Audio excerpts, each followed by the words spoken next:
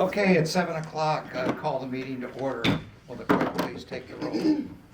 Welcome, everybody. Janet Vance, Here. Kim Pearson, Here. Bob Kramer, Here. Jay Reedsma here, Jan Dillay, Here. all Thank present. Thank you, Jay. I move that we suspend the rules to allow public participation for item 3 only, NLEA and Economic Development Training. Is there a second? A second. All in favor? Aye. Opposed? Motion passes. I want to introduce Jessica Love, who came all the way here from Boyne City. Yep. And she's, I don't mean to embarrass you, but the minute I talked to her for the first time, I knew I had the right person because I was totally stupid on this subject. I still am. So I invited her to talk to us a little bit about what NLEA does, first of all, because I know what NEMCOG does, but I'd like to know more about what NELA does. And then I wanted to have her school us in general economic development programs in housing. I'll turn it over to you. Just turn on your mic. Is there any public comment? No, Okay, at the end. all right. So I've got the red light, am I good? Yep, you're Okay. good. So thank you. I'm Jessica Love with Northern Lakes Economic Alliance. I've been with the organization coming up on 10 years now. Chris Bauer from our staff is also here in the audience, so he can kind of help fill in the gaps if I miss something. Is this a gentleman from Sheboygan County? It is. Oh, boy. Good. Don't hold it against him. No, we won't. We like locals. All right. Now we know who to call. That's right. Besides He's in the Ghostbusters. area. I'm just a quick 45-minute drive, so.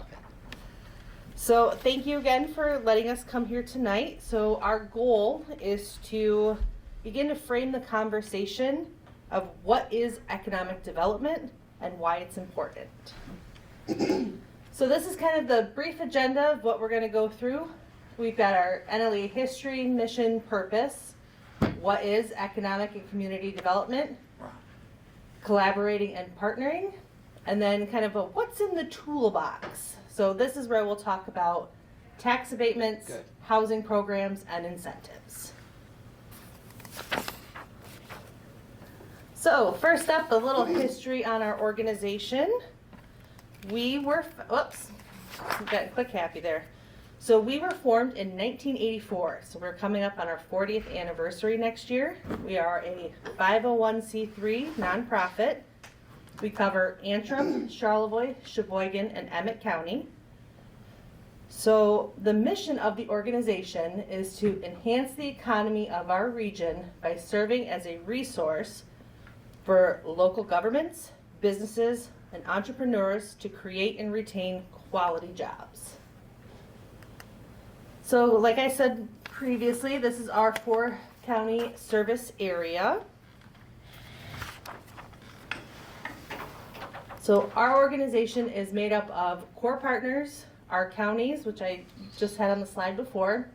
So with our 5 core partners, these allow us to access education programs, regional planning organizations, statewide economic development, as well as capital resources. So we've got MSU Extension, the Michigan Economic Development Corporation, North Central Michigan College, Networks Northwest, and the Shoreham ISD.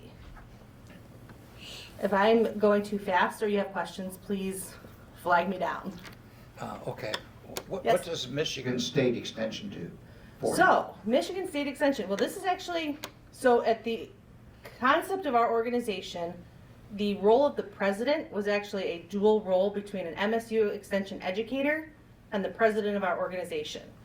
As of December 1st, we have kind of transitioned that role to one of our staff, who is the Strategic Initiatives Manager.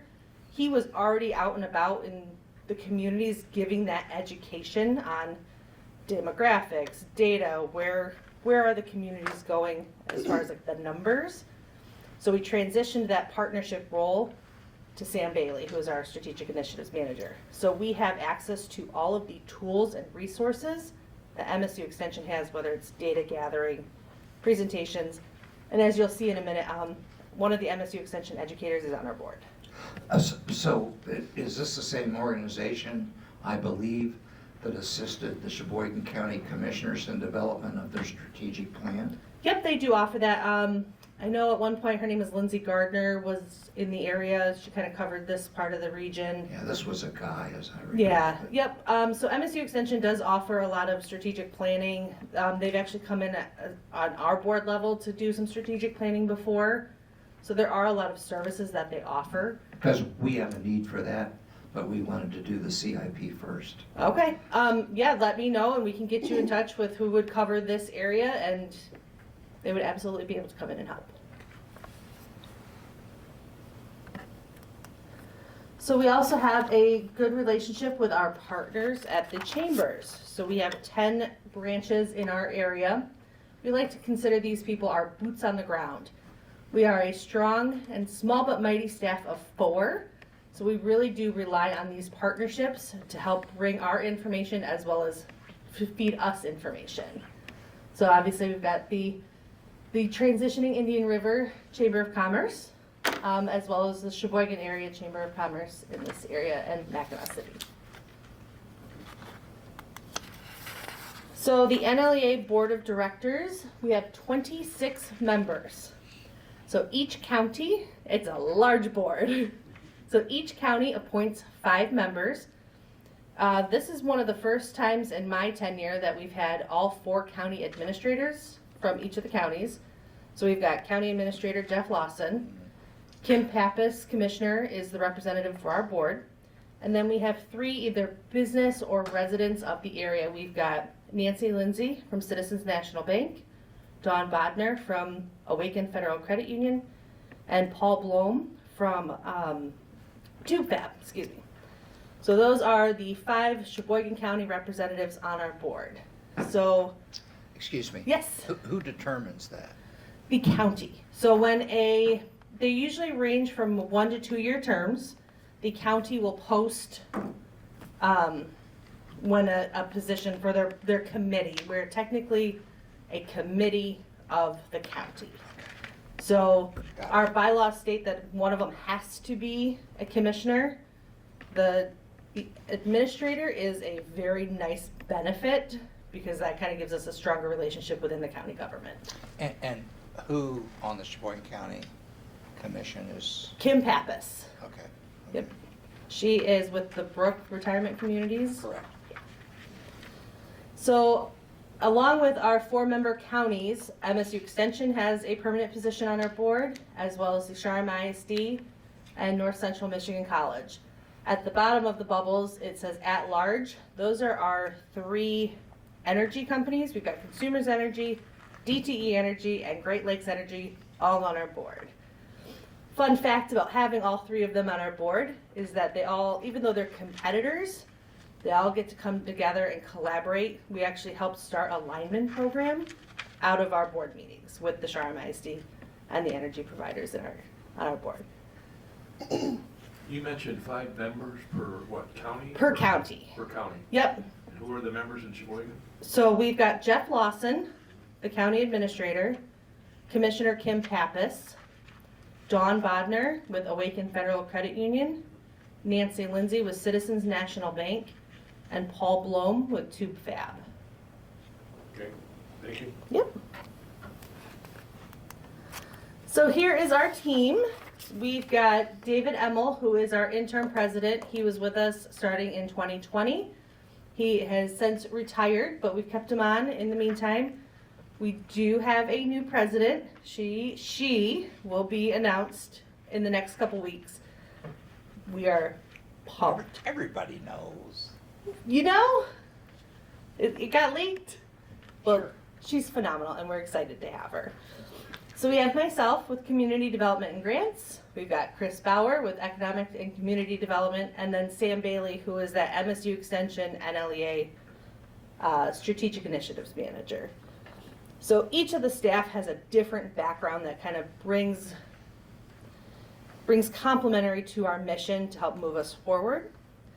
So we can add capacity to the communities. We can work through economic development, grant management, statistical analysis, and other local district incentives. We can help with What business. what kind of statistical analysis do you do? So that is a Sam Bailey question. So on our website, we have a whole data section, whether it is the EPA's location quotient, or if it's the aging population, if it's a number, he can help find it. He's done a lot of different presentations for the area that he can help tailor.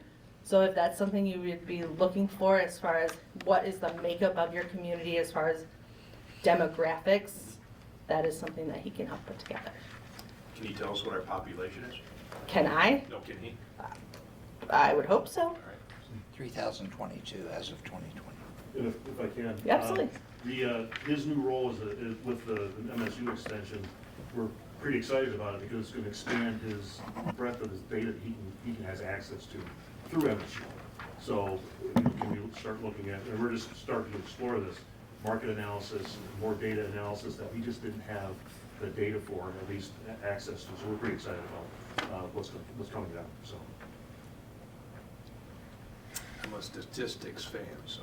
Then Sam Bailey will be your new BFF. He is Yeah. a very sharp young man. Don't let them get together, they'll never leave. Yeah. Oh, He, he's really good. yeah, he actually started with us as a DTE intern, and we liked him so much we kept him. So now to get into what is community and economic development. So we like to use this chart to talk about economic development. So it is the creation of wealth from which a community benefits are realized. So we like to look at economic development as the private sector part of the development. So this is the business expansions. This is the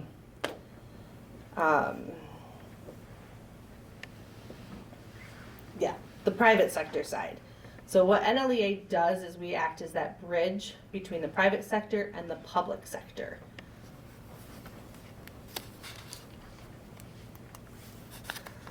So how do we define economic development?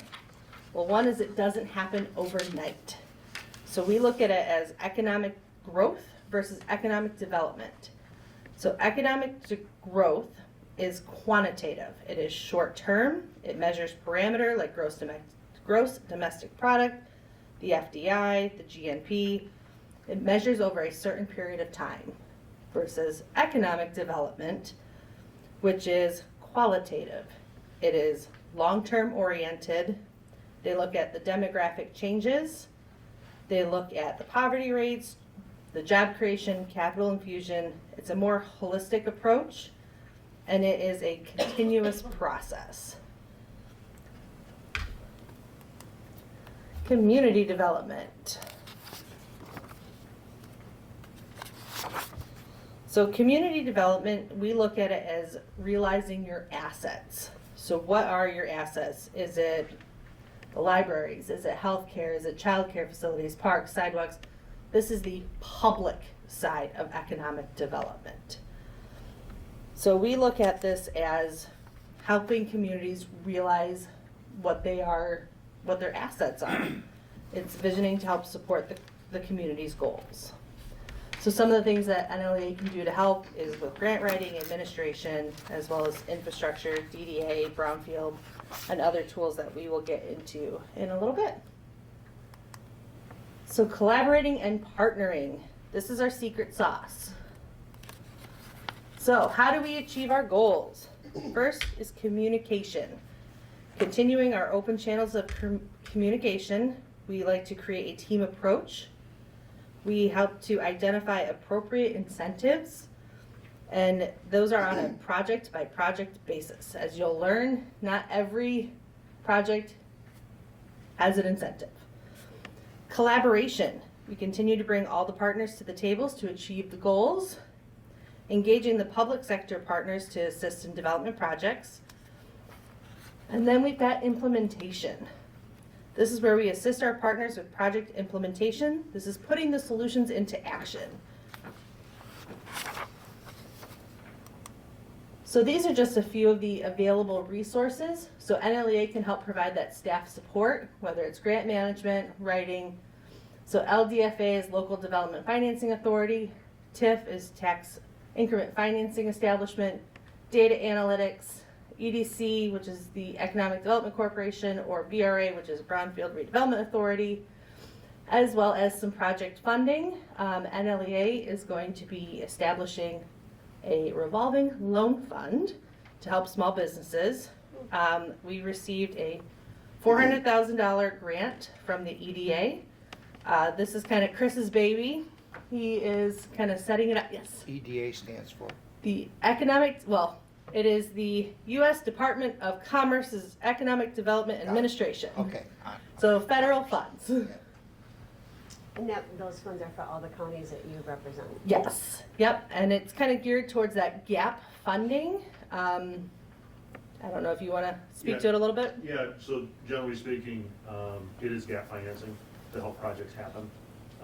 Could you explain that? Gap fund? Gap financing, so if a project comes in, and it's becoming a little more prevalent now since everything's so more expensive, right? So if this project costs $100,000, they can only get credit for 75.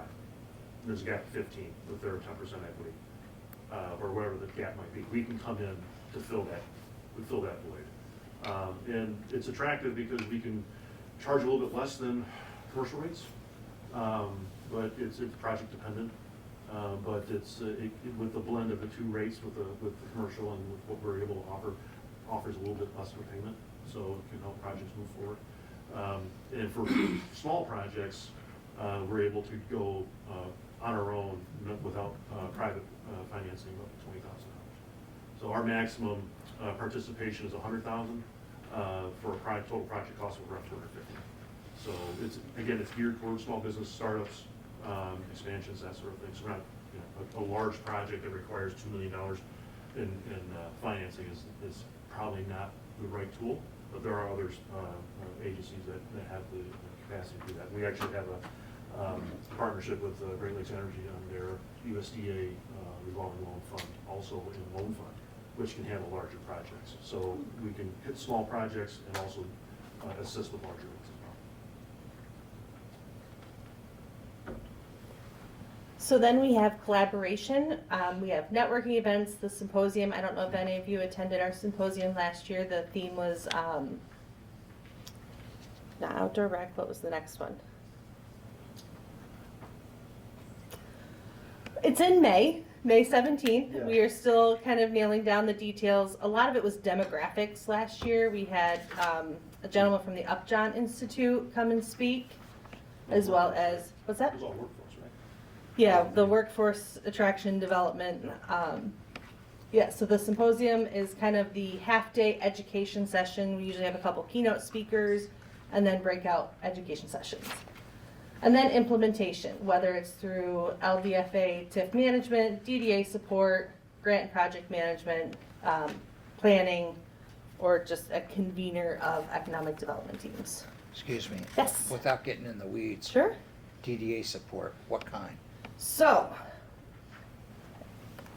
historically, we offered so East Jordan and Elk Rapids kind of teamed up through Money in a Pot.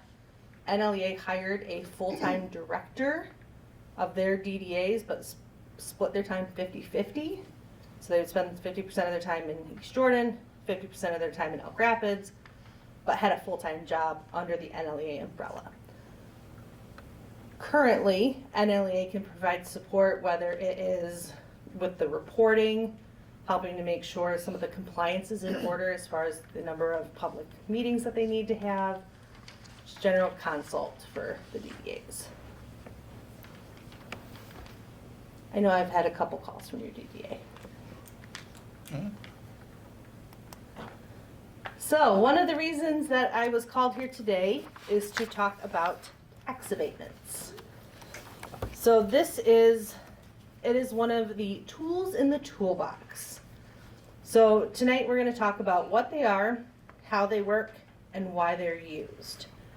So the basic understanding of these questions will help dispel any negative connotations, misconceptions, especially that tax abatements take away money from local communities when they actually, in the long run, provide a increase to the tax base. So what are tax abatements?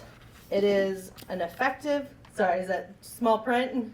No, it's okay. Okay. So it's an incentive. It is to help attract new investment, encourage reinvestment into existing properties, as well as attract new employment. So these help the local companies grow. This is also for projects meeting program criteria. So there's multiple different tax abatements. So if we look at a tax abatement as a tissue, you've got Kleenex, you've got all these different brands. So you've got tax abatement, you've got commercial rehabilitation, you've got commercial redevelopment, you've got industrial, you've got new residential. So there's lots of different types of tax abatements, but it all gets spelled out within each act. So one of the also perks of a tax abatement is its local control. So you have the opportunity, the act gives you the guidelines, and within those guidelines, you get to kind of have the say-so. So the abatements help reduce the tax burden on the project's new increased taxable value. So the existing taxable value is not impacted. It retains with the taxing jurisdictions.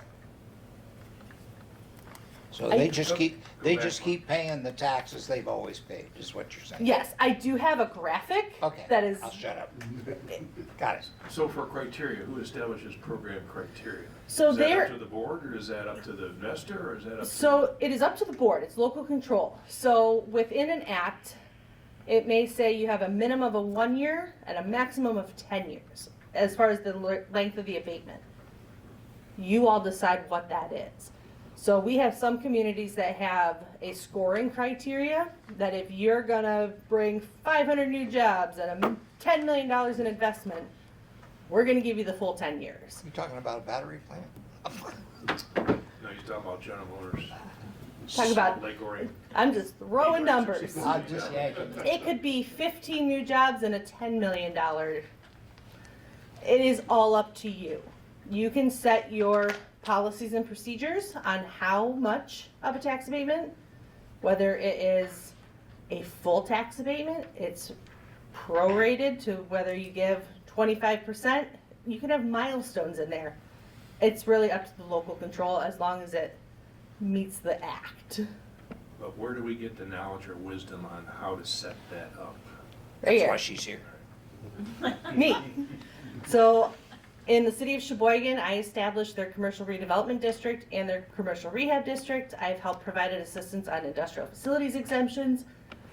Residential one is brand new, haven't seen it yet, but, so we have the expertise in assisting communities through the tax abatement process. But we don't qualify for commercial redevelopment. Townships don't qualify. I haven't touched that I one. got that from you, You did? from your sheet. Okay, We can do rehabs. yep. It's for townships, cities, municipalities. Thank you. But redevelopment is not. I would have And to- we confirmed that today with Within the act? liquor control. Okay. So then you've got 3. Yep. So was there any further questions on this one? Not right. Not right now? Okay. Process. So either the business looking for an incentive through a tax abatement or so LUG is the local unit of government discretion. So you are able to establish any of these incentive districts on your own, or if the business comes in and requests a district to be established.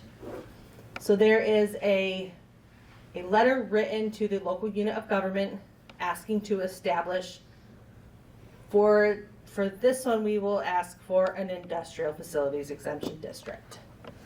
So business A sends the clerk a letter saying, hey, I would like to establish a industrial development district on this parcel. The local unit of government holds a public hearing that says, hey, we're looking to establish a district on XYZ parcel. If the board chooses, they will pass the resolution establishing the district. All establishing the district does is opening the door. You are not committing to anything. All it says is this parcel and this district can apply. That's it. So we're not talking about, we're gonna give you X. Not yet. Okay. Nope. All the Okay. district does is say you may now apply. That's all it does. So once the district is established, the business seeking the tax abatement will file the appropriate application, which is found on the state treasury's website, as well as all of the accompanying documents. So it ends up being not a huge packet. So they'll file the packet with the clerk. The township has a certain amount of time to establish a public hearing to consider the tax abatement. Ideally, you will have your policies and procedures in place, whether you want to have a scoring criteria or if you just want to fly by the seat of your pants. So once the application is received, you will hold a public hearing on the tax abatement. That public hearing afterwards is where you will say, we're going to give you this for this amount of years. There's a whole, like a block on the application that you will fill out that says, we approved it for this amount of years for this. You can also have a side resolution that says, okay, company X, we're going to give you 12 years, but after year 5, we want you to come in, give an update. And you can set milestones. You can always revoke a tax abatement. You can. What's that? You Yeah. can. Have You you have ever to go seen through a that? process, but you can. Have you ever seen that? I have not. Have you ever seen anybody come in after 5 years? You have to I use your have. microphone. I'm sorry? Yes. Okay. Yep. So, so if you grant a 5-year abatement, but the act allows for 10, technically that company can come in and say, hey, we would like an extension. So you don't have to give them the full length. You can say, we're going to grant you 5, and at year 5, you can come in and request the additional 5 with an update. Can you give them 5 with a possible renewal of 5?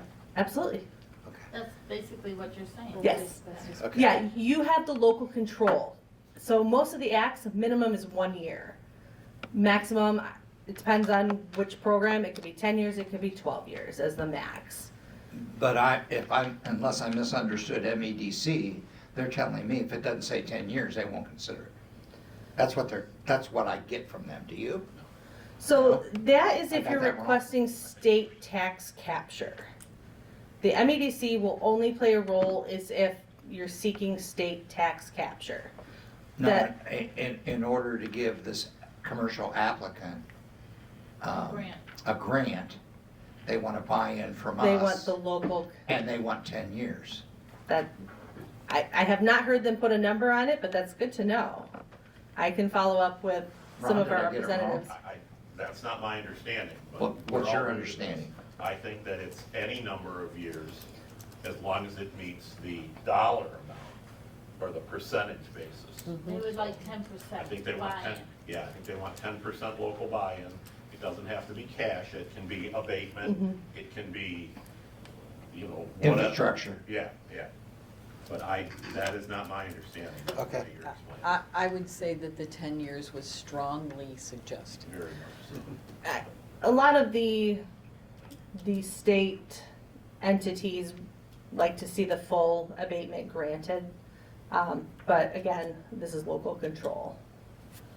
So if the application is accepted, a resolution gets passed, and then the application packet gets filed with the state tax commission, where they review it and ultimately make the final decision. Our experience with the state tax commission, if the locals say yes, they say yes. How long does that take usually, do you think? Does it depend on the project or? As far as like from start to finish for a tax abatement, or for the state tax commission? State tax commission. As long as you get it in by October 31st, they have a pretty quick turnaround time. After that, it's at their discretion. It's usually just a couple weeks, so. Oh, wow. Yeah, it's not It's not too long of a term. Okay. So, you. so would 5 years with 5-year extension be considered 10 years? No, Okay, it would be considered 5 years with an option. okay. Unless you're gonna give them 10 years and you state in your resolution, we're gonna give you 10 years, but at year 5, you have to come in, Okay, give us this XYZ presentation, Same meet thing. these metrics. If you don't, we will walk through the revokement process. But yeah, you'd have to grant them the full 10 in order for it to show 10. so 5 years comes along and the guy just bought a Ferrari because he's making so much money. Can we, You could. You would have to, explain that through the public hearing process. Sure. On why you were revoking it. I mean, they might be able to that fight is, you, but. they don't need the abatement anymore because they're so successful. Yeah, I mean, you could ask for their financials again to see what, in 5 years, the project may be paid off and good to go. So Okay, they may not need it after 5 years. okay. It's a good opportunity to put performance measures in too, if they're supposed to, if they come to you and say, I want to create 5 jobs. At the end of 5 years, if they didn't hit their mark or whatever, then. Yeah, they're in a I'm real discussion. worried about that. Yeah. So this is our infographic to kind of visualize the win-win of a tax abatement. So in this example, at the bottom, we've got years 1 through 14. It is not a 14-year tax abatement. It is just to kind of show the growth and plateau of the green line.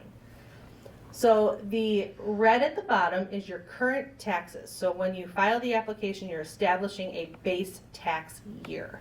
That is year 1. So over year 1 and 2, that's like your construction phase. So you may have a little bit of growth. You're not at your full potential.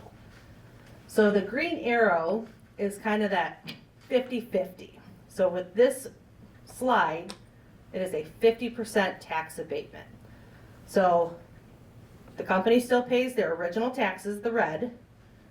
They now pay 50% of the new value on the project and are abated the other 50%.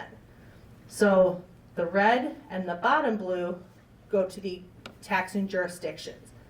The new blue at the top, that is what is going to be considered as part of their gap. That is what they put into their portfolio that says, hey, Tuscarora Township is giving us an abatement. The value is X amount of dollars at 10%. This is what it is over the course of those years. So then at the end of the 12 years, this one was a 12-year, taxes go up to the full amount. So question, Yes. we keep using the word tax abatement. How many of the mills, or what millage is included in tax abatement? What about schools, police, fire, township? There's all So- different millages. It depends on what act they were enforced under, whether it's a special assessment. There's 2 different acts. I think it's like Act 51, they're not touched, but under the other act, they are touched. Basically, on your tax bill, those are the taxes that get abated, not the schools. But someone needs to define that because we've been operating in, I'll say, gray matter. We're using the words, but we're not defining what goes with those words. Using the word tax abatement. Mhm. Is it all the millages or some of the millages? What about the school millage? Schools are exempt. See, that's my point. Yes. Yeah, so within the act, they do establish if there's exemptions, if there's, like within the district, if like, libraries used to be able to opt out. It is no longer, after a revision, those are not a choice. But each of the different acts has different provisions on what is and isn't captured. Yeah, so we know that our street lighting and our fire, it says special assessment on our tax document. So like, if it was, So what does that mean? What happens to those 2? it depends on how they were assessed. So if they were assessed under Public Act, I think it's like 51, 151. If it was under 151, they are not touched, but if they were under, I don't remember the other public act, then they can be touched. So it really would come down to how they were assessed. How do we find that out?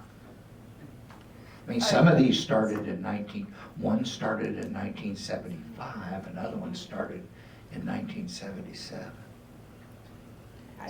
I believe you should have those. So, Bob, I think what I'm hearing, and this is consistent with what I was thinking, the 429 that gets filed with the county commissioner that lists all the taxes. Yeah. with- 4029. Yes. Yeah. That's going to say what public act it was assessed on Okay. for each one of those millages. You- I know you came in late, but this is open forum. You can ask a question anytime you want, or say anything you like. She knew what I was trying to say. Okay. Thank you. Yeah. So what you're saying is that, let's just say there was a tax abatement of 10 years. They're still paying the same exact taxes on everything, except the school is the only one that could go up during that time, but they're not paying any less taxes. So if it was an empty lot, they didn't do anything about it, they're still paying the same taxes. We're just giving them room to make their development without taxing each year on the development itself, is what you're saying. Yes, the abatement is only on the new taxable value. So you establish your base year, so if it's a vacant lot, or if it's township property, let's say the township wants to sell a piece of land, if they are in that base year, and let's say the taxes are $1,000, they're gonna pay that $1,000 regardless. And then if the school millages go up, they will pay that increase. So then let's say after development, it's a $2,000 now tax bill, they will pay $1,500. They will get Under this 50%. under this 50%. And that's an option, is what you're saying, of what? We have all these different options for local unit of government, and this 50% is just one of the options you're saying? Yeah, so depending on what the project is and if it meets so like under an industrial facilities exemption, it's kind of two different parts. If it's a new facility, it qualifies as a 50-50, or if it's a replacement facility, it could qualify for up to 100% of an abatement on the new taxes. So it really is project specific on term and amount. Okay. And who would decide whether it would be, who would decide that project specific? Would it be the state? Would it be us? Would it be So, other entities? so typically we're brought to the table at like a concept meeting for a project. So I know one of the projects kind of coming up was brought forth by a gentleman, Tom Johnson. So the developers have a team that says, okay, hey, what are you trying to do? And the economic developers or the consultants kind of put together a package of possible incentives. So if you come to me and say, hey, I'm a manufacturer, I need to add on 10,000 square feet, is there anything you could do to help me? Well, hey, there's an industrial facilities exemption that you might be able to qualify for. Here's what it would look like. We can help walk through that process. So the development team should already know when they're coming to you to establish the Asking district. for it, yeah. Yeah, Okay. you won't have to make the decision on which one. They should come to you already knowing that. Okay, And if they don't, send them our way. all right, Then we can help them figure that out. okay. So is there a cap to the number of abatements that a community can give out? So every business that comes in could ask and, As long as they have a qualified project. If it's a qualified project and the township wants to establish the district, then they can apply for the abatement. So, the thing that I don't see that, well, I know this looks good, this all looks good, but, when you're staying at the same level of taxes, so you're abating the increase in taxable value, what doesn't happen is a lot of our millages, a lot of our budgets, like the police budget, for example, is based, that budget it's based on a millage rate. And the millage rate, as property values go up, the millage rate has been coming down because the property values have gone up faster than costs within that budget. So And that is we found something that. to consider if you are running, you know, a pretty tight budget. If you cannot afford to abate any of the taxes, that is something to consider.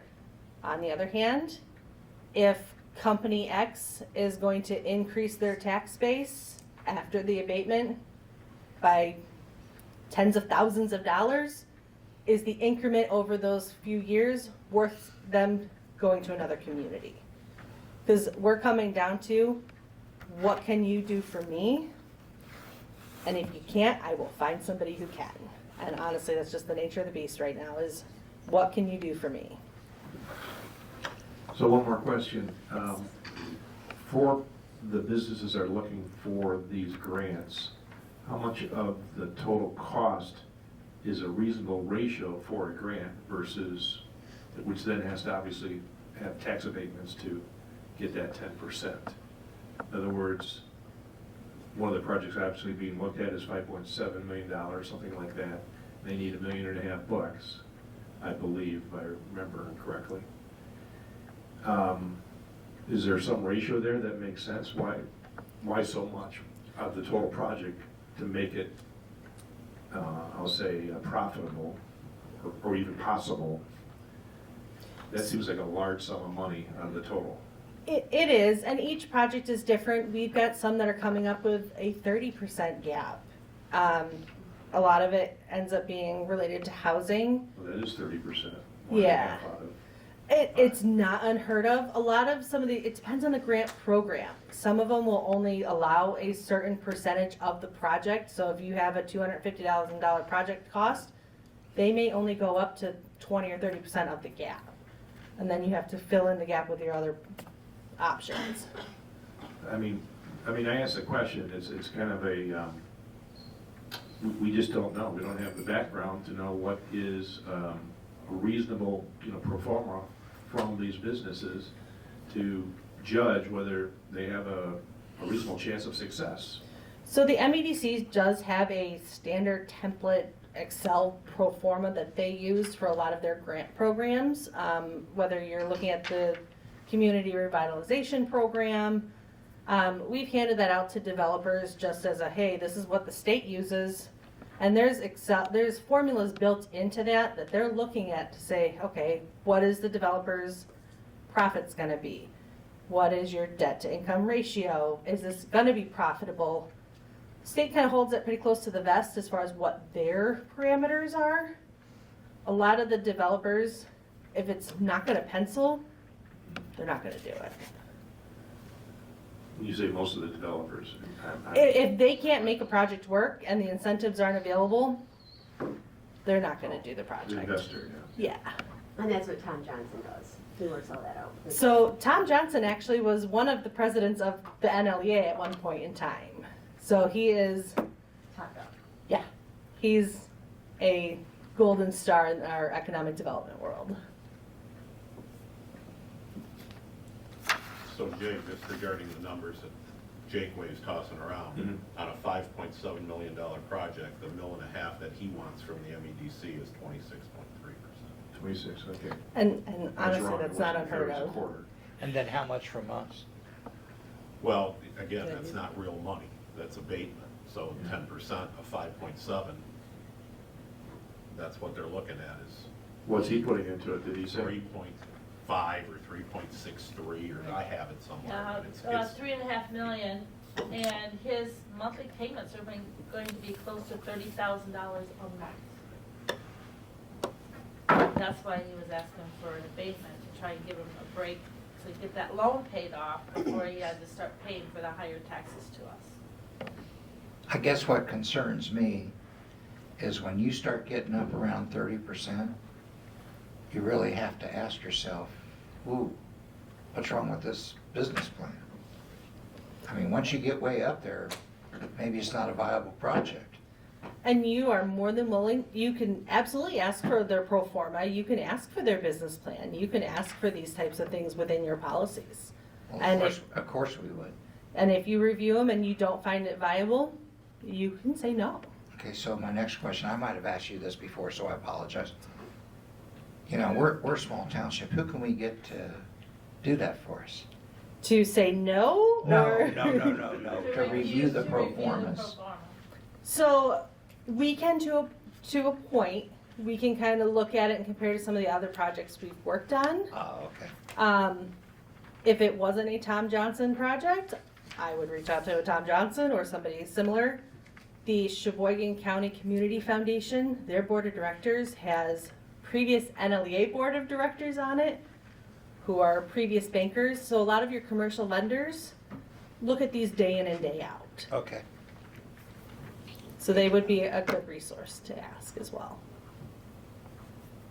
So is there any other questions as far as tax abatements before I go to a new topic? Yes. Okay. When you talked about district establishment, Mm-hmm. so we have a really, really big, long DDA Okay.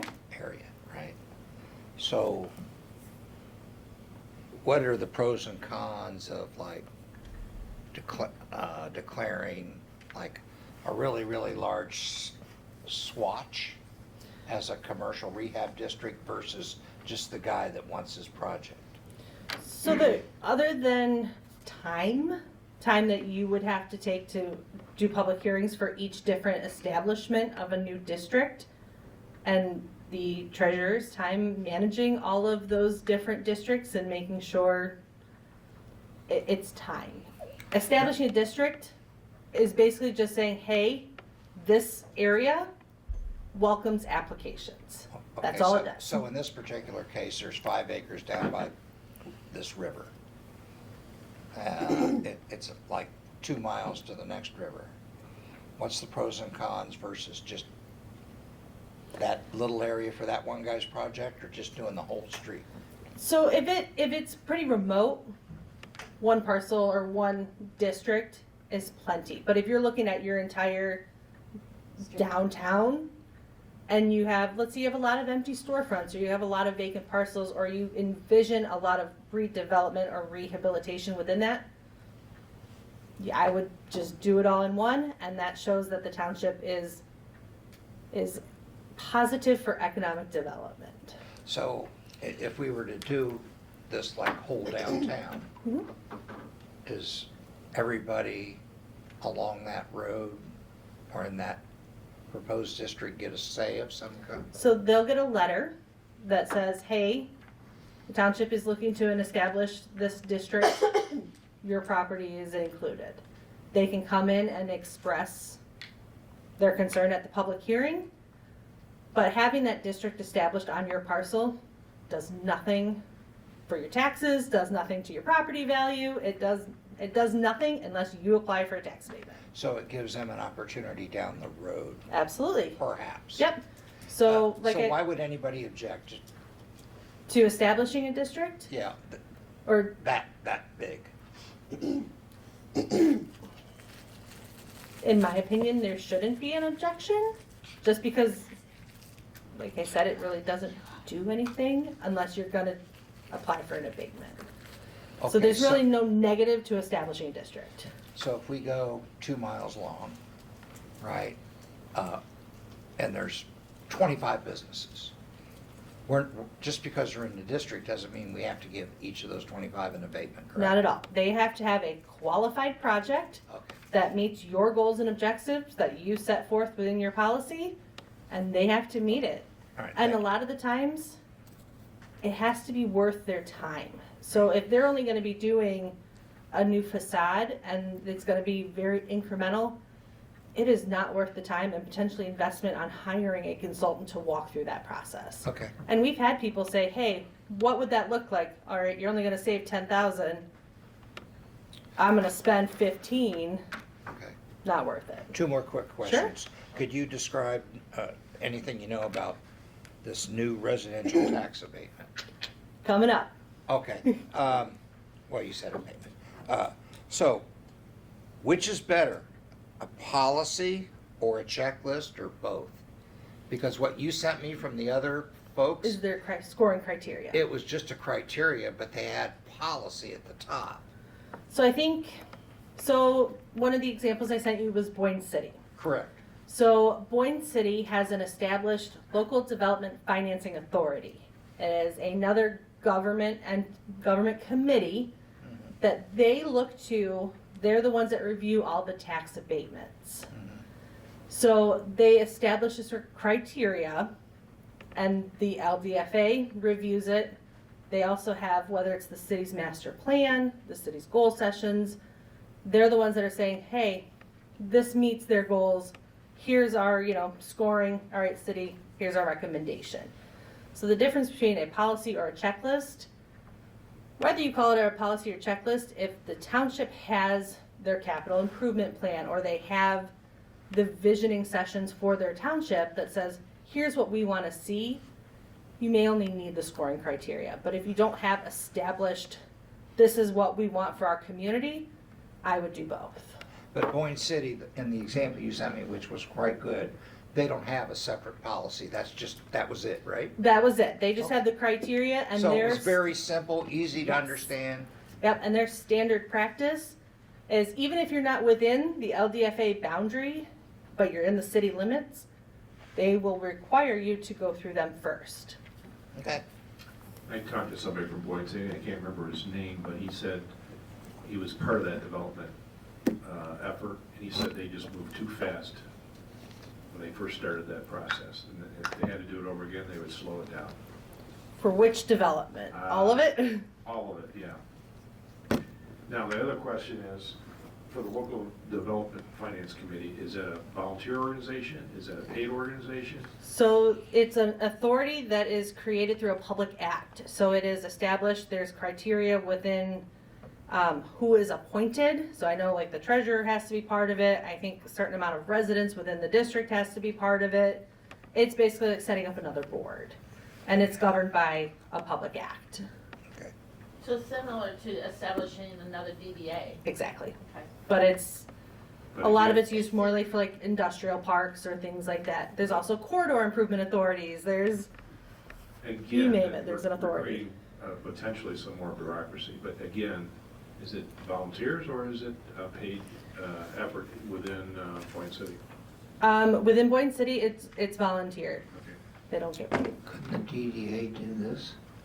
Could the DDA give recommendations?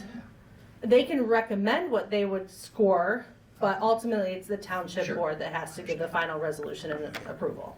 Okay. So I know you wanted to keep it to an hour. But that's So- okay. You sure? Okay. Housing tools. So, NLEA helped establish called Northern Homes. They're out of Boyne City, but they cover this area. So housing recently is coming back into our world, but for the longest time, NLEA has kind of taken a back seat. So I have borrowed these next few slides from one of our partner organizations called Housing North. So they are an organization that brings awareness, influences policy, expands capacity, so communities in their service area, and their service area is the same 10 counties as Networks Northwest, so they're on the west side, to help create housing solutions that meet their unique needs. So again, I borrowed these. So it all starts with 4 bills that were passed in December of 2022. So we have the expansion of a couple existing tools, the payment in lieu of taxes, the neighborhood and enterprise zones, and then the new tools, the Attainable Housing and Rehabilitation Act, and the Residential Facilities Exemption. So I'm going to kind of start from the bottom up, so feel free to push me forward if you need me to move faster. So the Residential Facilities Exemption. So this is the temporary tax abatement on the qualified new housing development districts established by the local units of government. So like the other tax abatements, a specific district has to be established. It's the same process. So this supports both renovation and expansion, as well as new constructions. There are stipulations for what type of qualified new housing developments. Most of these are targeted towards the less than 120% area median income. These are brand new developments, not rehabs? So this supports both. So then Can the. you go back just? Yep. Assurances as a principal. Oh, good, very good. And I can send you this presentation when I get back to the office tomorrow. Very good. That'd be helpful. Absolutely. Yeah, because in the housing slides, there's direct links to a lot of Wonderful. the things they're talking about. So next up is the Attainable Housing Facilities Act. So this again, it allows the local unit of government to establish an attainable housing district where the property owners can then apply for partial tax abatement. So this kind of follows that 50% graphic I showed earlier. And this is on the real property taxes. So there's criteria. It has to provide units that are less than 120% area county-wide income and at least 30% of the units in a multi-development. So again, each one of these tools really needs to follow the letter of the act, which is where some of the consultants like an NLEA can come in and help walk through.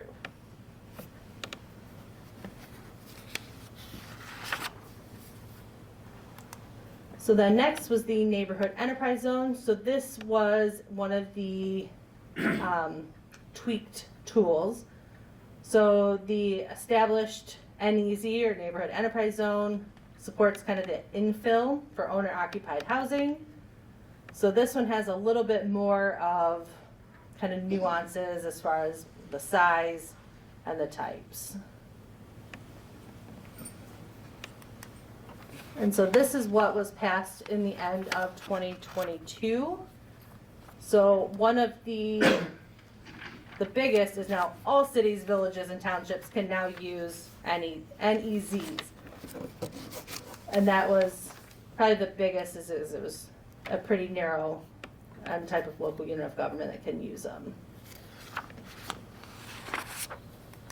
So then there was the payment in lieu of taxes. This was again, already established tool, but in 2022, municipalities can now provide a pilot for workforce housing without it being a federal low-income project. So it doesn't have to be LIHTC, it doesn't have to be section housing. As long as it is affordable and occupied by that up to 120% area median income. So then there's some different calculations on the charges that were passed in 2022. And again, I can send you these slides as well as links to the actual updates. So who pays or who gets the abatement, the developer or the person purchasing a home? It is, so if the developer is seeking the pilot, they would be the ones giving you the payment in lieu of taxes. So if I'm building a new apartment building for workforce housing, I may say, hey, I'll give you $20,000 a year as a payment in lieu of my taxes, as long as I meet all the For a rest. limited amount of time. Yeah, I think it's up to 15 years. And again, these are, as long as they meet the act, the township does have ability to kind of. They're just options. It's basically the same program that the land banks have been using, they just opened it up to private developers. So kind of a summary of when to use what tool. So the 3 tools in the light green can be used with a brownfield or TIF, depending on the project, and the local unit of government once the 15 years of the NEC is over. So then we kind of have in the darker green, if it's a multifamily over 4 units, you can use the top, the NEC and pilot, so it should be 3 with the residential facilities. Less than 4 is the attainable housing and the NEC. So this kind of just breaks it down is the pilot can't be used with other tools, the developer's the one applies for multifamily rentals, the other 3 can be used with other tools, the UOG is the unit of government, which is you folks. So if we had somebody coming in and wanted to put in 20 apartments, they would use that residential facilities, wouldn't they? This one? Yeah, this one can be used for multifamily or single homes. So I know there's a lot of communities that are not in favor of pilots. NEZs are not typically found up here. Traverse City, I think, has the closest one, Cadillac, Detroit, things like that. So it really just depends on each of the communities and what fits best. So in the case that I mentioned, would this be the best one? Depends on the project. So if you're just a standard 20-unit apartment building, Right, and you're looking for gap funding.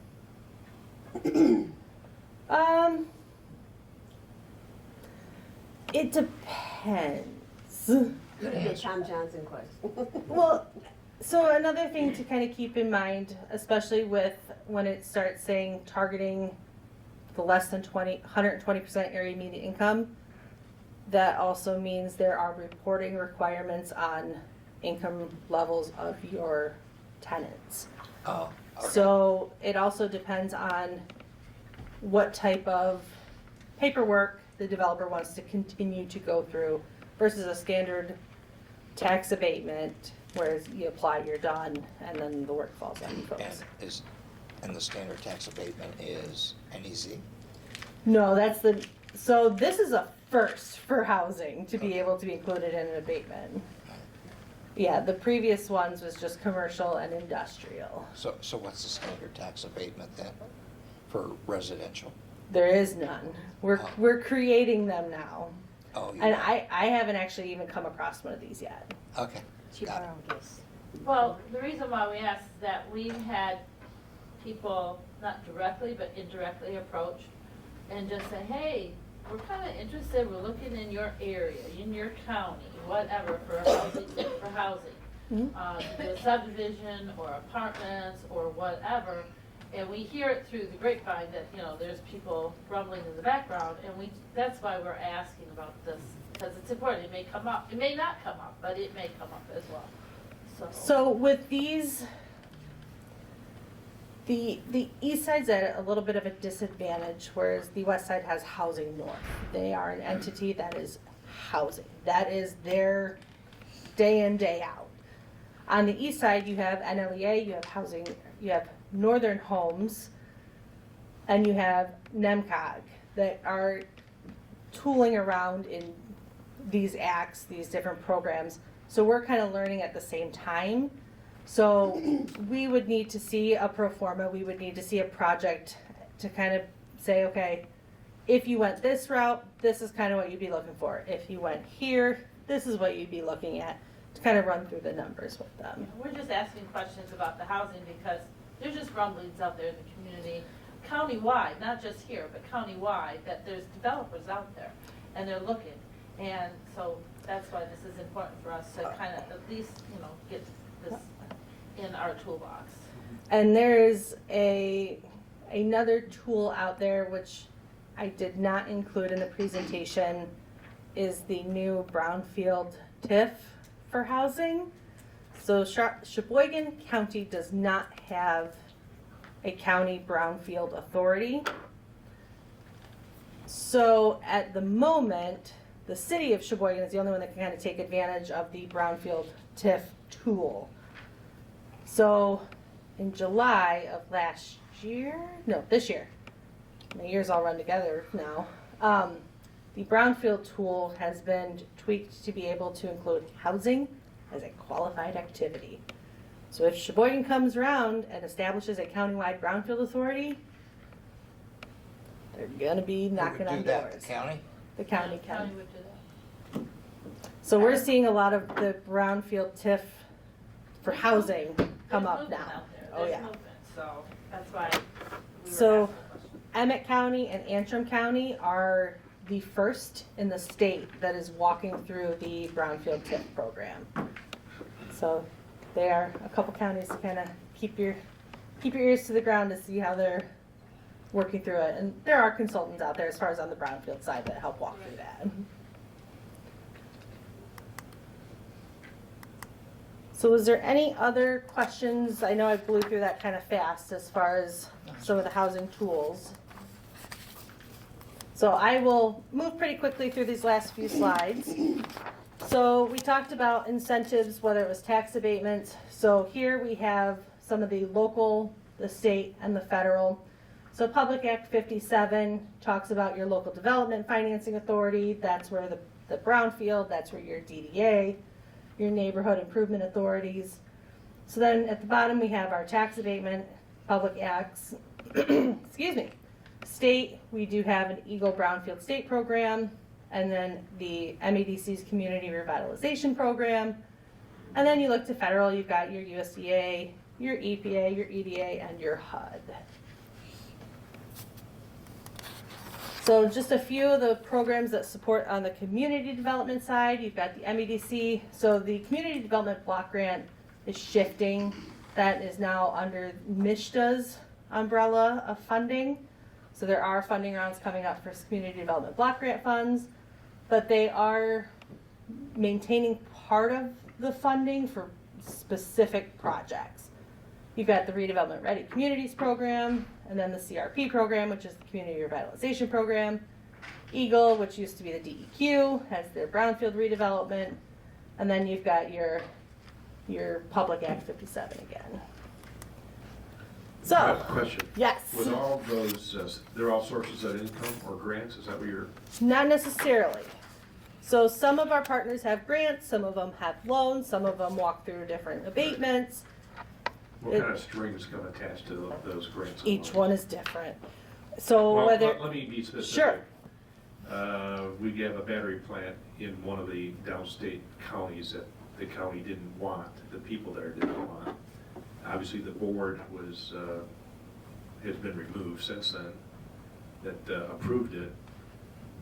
Are there strings associated with this that, would force a board to do one thing versus another? I'm being kind of ambiguous, I'm sorry. that's okay. A lot of the times in the grants that I work with, the local unit of government is the grantee. They are the ones that are holding the risk. They are the ones that have to follow the rules. So they are the ones that kind of hold that red tape. And then it's up to them to kind of police the developer to make sure that they're following those rules. So as far as what strings are attached, it really depends on the program. So like CDBG, if it is a rental rehab program over a certain amount of units, Davis-Bacon wages start coming in. Same with infrastructure projects that were previously funded under CDBG. Davis-Bacon tends to be kind of the biggest.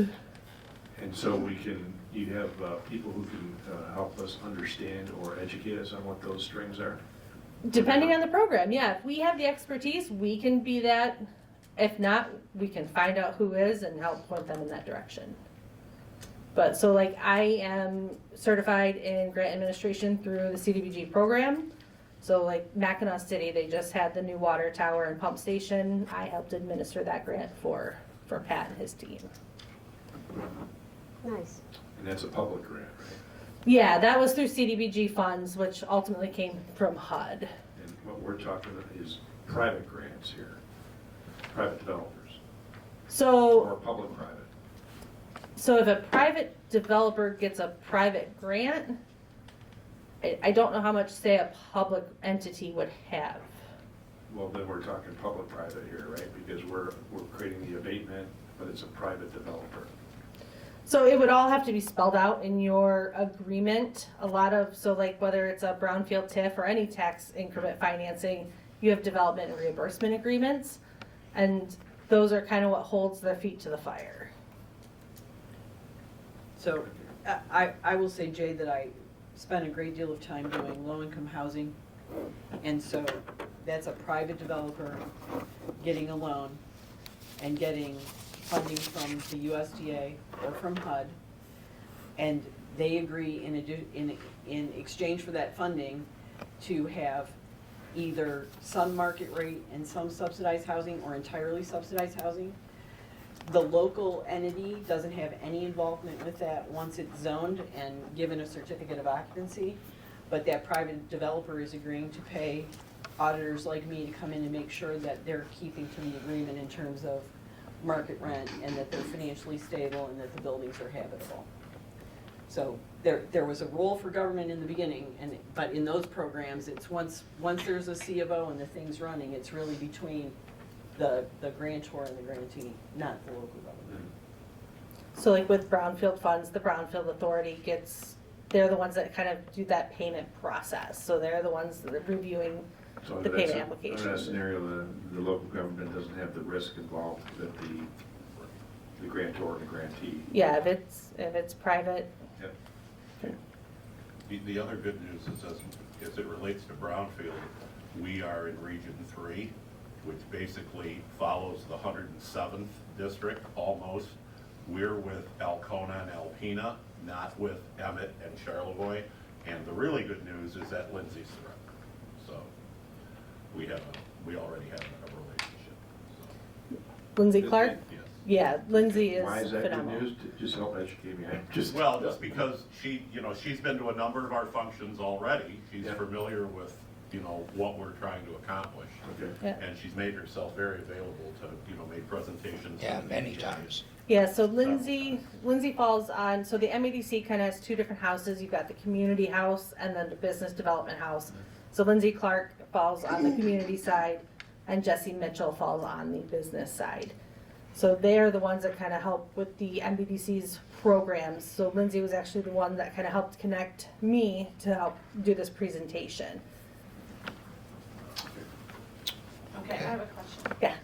Okay, I understand the tax rate, I've done a lot of homework on this, but there's a lot of people in the community that doesn't understand what a tax abatement is. So can you make it very clear that the definition of tax abatement is not lowering or getting rid of anybody's taxes, it's just stabilizing it until they get through with their project, more or less? So something I would recommend is at both public hearings, having a mutual party, whether it's the NLEA that doesn't have an obligation to either, come in and do a brief kind of a 101 prior to the public hearing. That way the public hears and is educated, because we've seen that you could even sit through an hour-and-a-half public hearing. I could yell at you till I'm blue in the face that you are not getting lower taxes. You're not giving, you're not going to pay my taxes. And it just still doesn't sink in. Yeah, and But- another issue that's going around is if we do go ahead and do a tax abatement, whether it be for this individual or somebody else, we're opening the door for a flood of people to come in for tax abatements, and we'll be hurting the community by doing so. Only within the districts that you established. And so that kind of goes back to a previous question on, do we do this big stretch or do we do it parcel by parcel? If you don't even want the optics of giving away the township, I would do parcel by parcel, project by project. Some of our other communities, especially like within a DDA district or within a central business, there's the microphone, central business district, it makes sense that says, hey, here's our central business district. We want development here. And so by establishing the district here, you're saying, you may come here. You want an incentive? Come here. So by having those boundaries, you're directing where you want development to go. You're not going to stick an industrial development district out in a neighborhood on vacant property to say, hey, go build your factory in this neighborhood. It's not going to make sense for you. So having the districts follow where you want the development to go is beneficial. And then I gave you a warning before you come out here. Yep. What is the downside of tax abatements? So the downside to the tax abatement is kind of what was brought up previously, is if your budget is reliant solely on that incremental value and would be detrimental to the township's budget, that would be the downside, is waiting however long that period of time is to get that full abatement. But keeping in mind, if you don't, is that project gonna be able to fill the gap elsewhere? Or somebody else gonna do it, and then you won't get any of the taxes? Right, and that would tend to go towards keeping it maybe towards a parcel.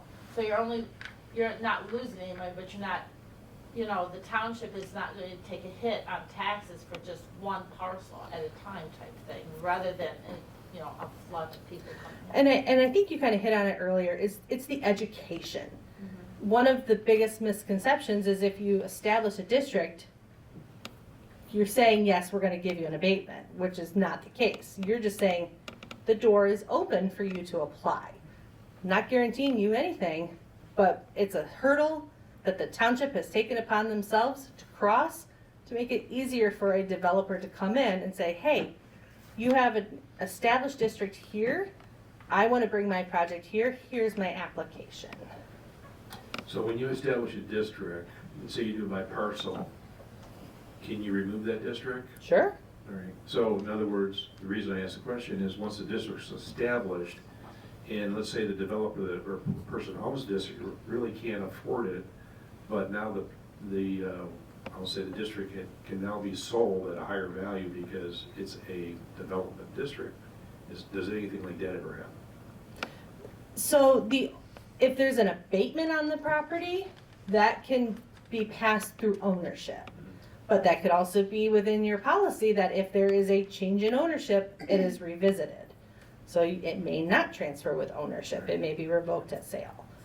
As far as the district goes, it means nothing unless you're gonna apply. Yeah. Other than the optics of, hey, we want you to come here. So within a DDA, Mhm. There's a property that's it's a dilapidated building and it's only a third of an acre. Is that gonna qualify because it's only a third of an acre? Don't you need like 3 to 5 acres or something For one of the commercial for commercial abatements. rehab? So there's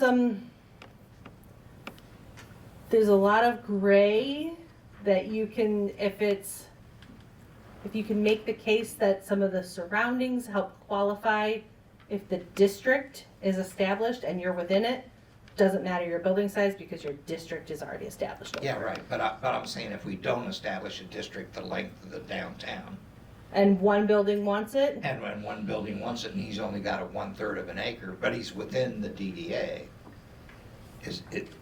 then they could come to the township and say, hey, township, in order to meet the act, we need this much of an acre, would you be willing to establish this size of a district?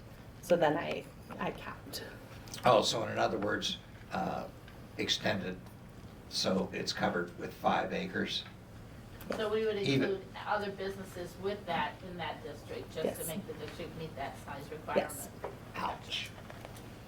But again, establishing a district only opens the door for application. That's it. It is no So it's not- guarantee. It sounds to me like you're better off doing the downtown like you said. And it, only because it saves time. So you have one public hearing, And resources. one public notice, the district is established, and it's forever and ever until you either revoke the district or it just stays there, and if no one ever applies, it just exists. It's just another Tool in the boundary on toolbox. your map. Tool in the toolbox, okay. Is there any other questions? Anybody up here have any questions? And I have cards too, if someone needs to contact outside of this. Again, I will send you my slides. Thank you, Jessica. It Yeah. was just wonderful. Thanks for Thank you. learned a lot. Thanks, Chris. So in any event, that takes care of item number 3. Our open forum now is closed. We're going to go back to our regular rules in force. I just remind folks that please don't disrupt our meeting unless called upon. The next item is Sheboygan County Zoning Board of Appeals for a variance. There's a motion in front of you. to support that variance. Is there a motion for this resolution? I'll make that motion. Motion was made by Kim. Is there a second?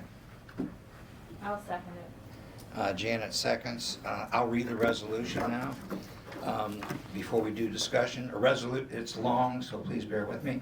A resolution to support a variance application for 6084 River Street LLC. Minutes of a special meeting of the Township Board of the Township of Tuscarora, County of Sheboygan, State of Michigan, held in the Township on December 14th, 2023 at 7 p.m. The following resolution was offered by Member Kim and supported by Member Janet. Whereas the 6084 River Street condominium project, providing 9 new residential condominium units near the downtown area of the village of Indian River, as shown on the attached site plan, needs variances relating to parking from the Sheboygan County zoning ordinance standard requirements, specifically: 1 parking spot per condo unit rather than 2, a variance from ordinance section 17.6, which the township previously resolved and voted to support, and the Sheboygan County Planning Commission previously approved. And number 2, allowing vehicles to back out of parking spots onto River Street, a variance from ordinance section 17.4.8H, which the township previously resolved and voted to support, and the Sheboygan County Planning Commission previously approved. And 3, waiving the requirement of a 10-foot wide landscape buffer between the parking spaces and the front lot line, a variance from ordinance section 17.4.4, which is a new request. Whereas the township has long recognized a significant lack of available parking in the village of Indian River, both on private lots and for the public, and the township is dedicated to finding workable solutions to this problem for residents, businesses, and the public. And the 6084 River Street condominium project suffers from these parking hardships for several reasons, including: A, the existing property parcel on which the residential project will be located is narrow in width between the adjacent lots on each side, and is shallow in depth from the roadway on the front lot line to the riverfront on the back line. And B, despite a large 100-foot right-of-way on the roadside, the applicant was unable to convince the County Road Commission to abandon any part of the right-of-way to allow additional room for parking needs. And C, in order to meet all other zoning requirements regarding rear yard and OHWN setbacks, minimum floor space per unit requirements, parking access to the roadway, and to provide access from the units to the riverfront, there is no room for a 10-foot wide landscape buffer between the parking spots and the road right-of-way at the front lot line. Whereas the township provides of finding 9 new high-quality, attractive residential units near downtown area of the village portion of Indian River as proposed in this project will be a substantial benefit to increasing the economic base and vitality of the downtown area and achieving the planned objective of a vibrant mixed-use residential and business district that can be sustained year-round. And whereas the township finds that the other residential and business parcels in this area do not have any consistent landscape barriers of this kind, and a landscape barrier at this location serves no substantial purpose to the overall improvement of the site and surrounding properties. Therefore, be it resolved, the Tuscarora Township Board of Trustees, as representatives of the people of the township, hereby reiterate their support of the prior parking variances and further support the current variance request to waive a parking landscape buffer as being in the best interest of the township's downtown area, its local economy, and the future of the township as a whole. And the board formally recommends approval to the Sheboygan County Zoning Board of Appeals. So now, before we start the discussion, the developer's attorney, Jennifer Schaefer, is here. If the board wishes to ask her any questions, but I'll open the discussion. And I don't have anything to add to the resolution. I think that kind of covers all of the reasoning behind it. But certainly if you have questions about it or what we're doing at this point, happy to answer anything.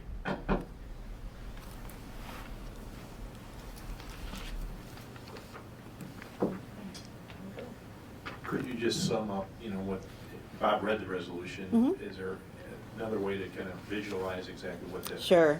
Yeah, we had tried to have the building, of course, you have to have a certain number of units. You need a certain floor space per unit. There's a minimum, so you've got that calculation, and then you have the calculation of how wide of a width you have to work with, how wide you have, from the front to the back, and you still have to leave, the setbacks for the ordinary high water mark, as well as a rear yard setback. So we've met all of those things, and when we do that, there's just not room at the front to have a 10-foot wide landscape buffer of some kind. So what we've managed to do is with a new, actually construction company, figure out a way to get more of the parking on the parcel itself, so we can manage that without using any of the right-of-way, which the road commission decided they did not want to abandon. So we've got all the parking on the lot itself. We've got every other part of the zoning ordinance requirements, dimensional requirements met. And our last piece is just, it says we should have a 10-foot wide landscape barrier of some kind between the parking spots and the roadway, which if you try to imagine what that area of River Street looks like, this is something that I don't think is anywhere else along that road that's ever been. It would actually be a little bit of an anomaly to see this 10-foot wide landscaping thing between where people are parking and the roadway. It's just not the way it looks around there anyways. And there's really no, as far as we can see, there's no purpose to that kind of a barrier, because it's not as if this is a residential project. It's not as if there's going to be any heavy traffic noise or something, from people in these parking spots, their residences. So if a landscape barrier were for that purpose, doesn't really help with noise. If it's for appearance, again, it would be something that really looks out of place with all of the surrounding properties. We'll, of course, try to do as much landscaping otherwise in little pieces and parts around the parking to make it look very nice. But having this specific 10-foot wide barrier there, or landscape barrier, just doesn't make a lot of sense. We'd have to have it waived. So doesn't Northland Sports and the in-between, they don't have the barrier, right? I don't think anything along that area does. It kind of just look out of place. And it's one the of other those, side of the street doesn't either. Exactly. This whole street has always been, you pull off a street directly into parking and you back into the street. Everybody does that. And so it's just one of those things in the zoning ordinance, and so we realized, well, we can't exactly do that. We need a waiver. It's my understanding, that the planning commission is going to revisit that and actually change it because they recognize there's kind of an issue with it. So, but yeah, in this instance, it's one of those requirements. We wanted to make sure that we dotted all the I's, crossed all the T's. Every single thing is met and fulfilled like we should. And this was the last one. Is this landscape buffer of 10-foot wide? So. What's the project cost approximately? Do you know? Oh, at least $6 million at this point. Yeah. So that's a lot of tax money for us. Oh yeah. And the whole concept I think is really beneficial to trying to bring this idea of having residences and local businesses mixed in the downtown area, because that's the only way you can sustain a downtown all year round. Is if you have people living there, places where they can shop and eat. And then also for tourists, you have things there too. But I think it really does kind of play into the overall planning objective to get this into a true mixed residential business community, where people are there all the time and spending money and increasing the tax base. Yeah. Thank you. Anything else? Okay. Does he have a new contractor, did you say? Woolgast Construction, which is I think pretty well known around here. They're a very large company and do great work. Still working with the original developer and everything, but it just turned that the project was shifting a little bit. Decided to bring in Woolgast because they've dealt with this kind of a project before, and so they drew up new drawings. Again, managed to figure out how to get the parking onto the parcel itself, which we're really happy with. And like I said, the only difference from anything that was being done before is parking is on the parcel now, but everything else is the same. It's 9 residential units, basic shape and appearance of the building are all the same, and every other requirement of zoning ordinance is still met. Is there any, could you give us any names of businesses that Woolgas has done in our area? Not off the top of my head, I'm sorry, I didn't look that up, but again, it's one of those that I recognize seeing their signs around, right, in this area. So as far as I know, they have a good reputation. They've been great to work with. Where are they located? Where are they from? Yeah, Well, they've been in Traverse City, I know. I think Saginaw, is the original base. Yeah. Any other questions?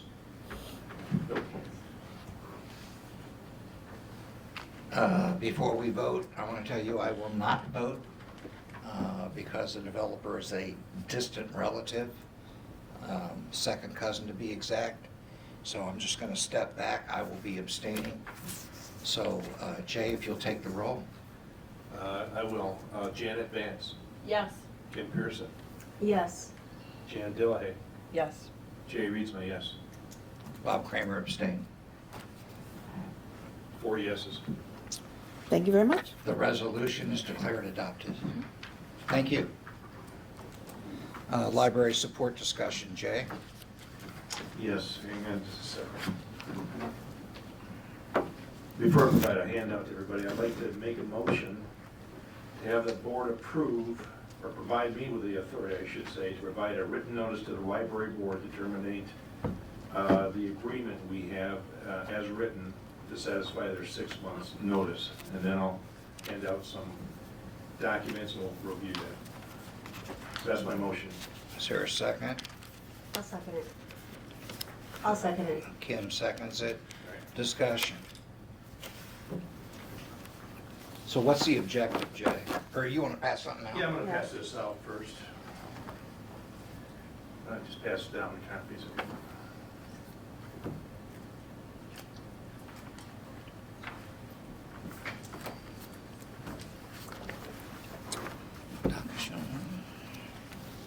But while you got the copies, there's a handwritten version of the process as well as if you go in a couple page deeper, what I'll say, the process map, and I'll go through that quickly.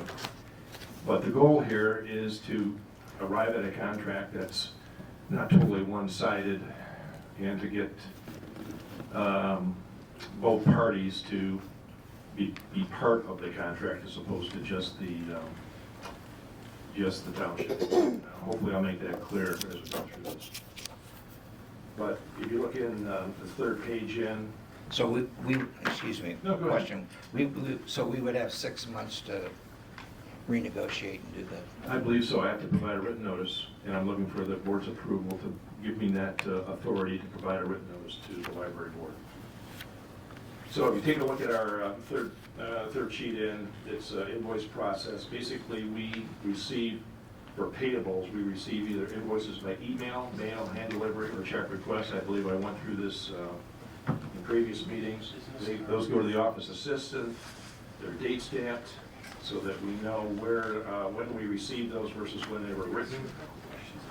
Department heads are given the invoices. They go into a mailbox where they're going to pick them up. They make sure that they sign, initial, and verify with a checklist that I provided at the last meeting. Basically is part of our process, in our process manual and procedure, simply a reminder of the information required on the invoice in order to process it. It returns to the office assistant, and if correct, it'll proceed in the process. If incorrect, it's returned to the department heads to get the proper information on there. If it's correct, it's going to be processed in payables, our VSA system, which there are two paths there. One path is to, if it's a utility or payroll, we provide an invoice register. I'll cover that in just a minute. It's off to the side of this sketch where we go ahead without board approvals, our board or the library's board, to basically write checks, and we do that every Thursday. And that's part of our, our policies as well. When there's credit cards involved, check requests, or any other invoice, we basically create an invoice register. And I'm just summarizing this, then I'll go back to the invoice register. Those are provided at the board meeting for board review. They're submitted in advance for the township board, where they're put online and as part of a board packet. Once those are approved by the township, in this case, then checks are written. And before I get to what I'm recommending here. The board reports are published the Friday prior to the Tuesday meeting, placed on the web.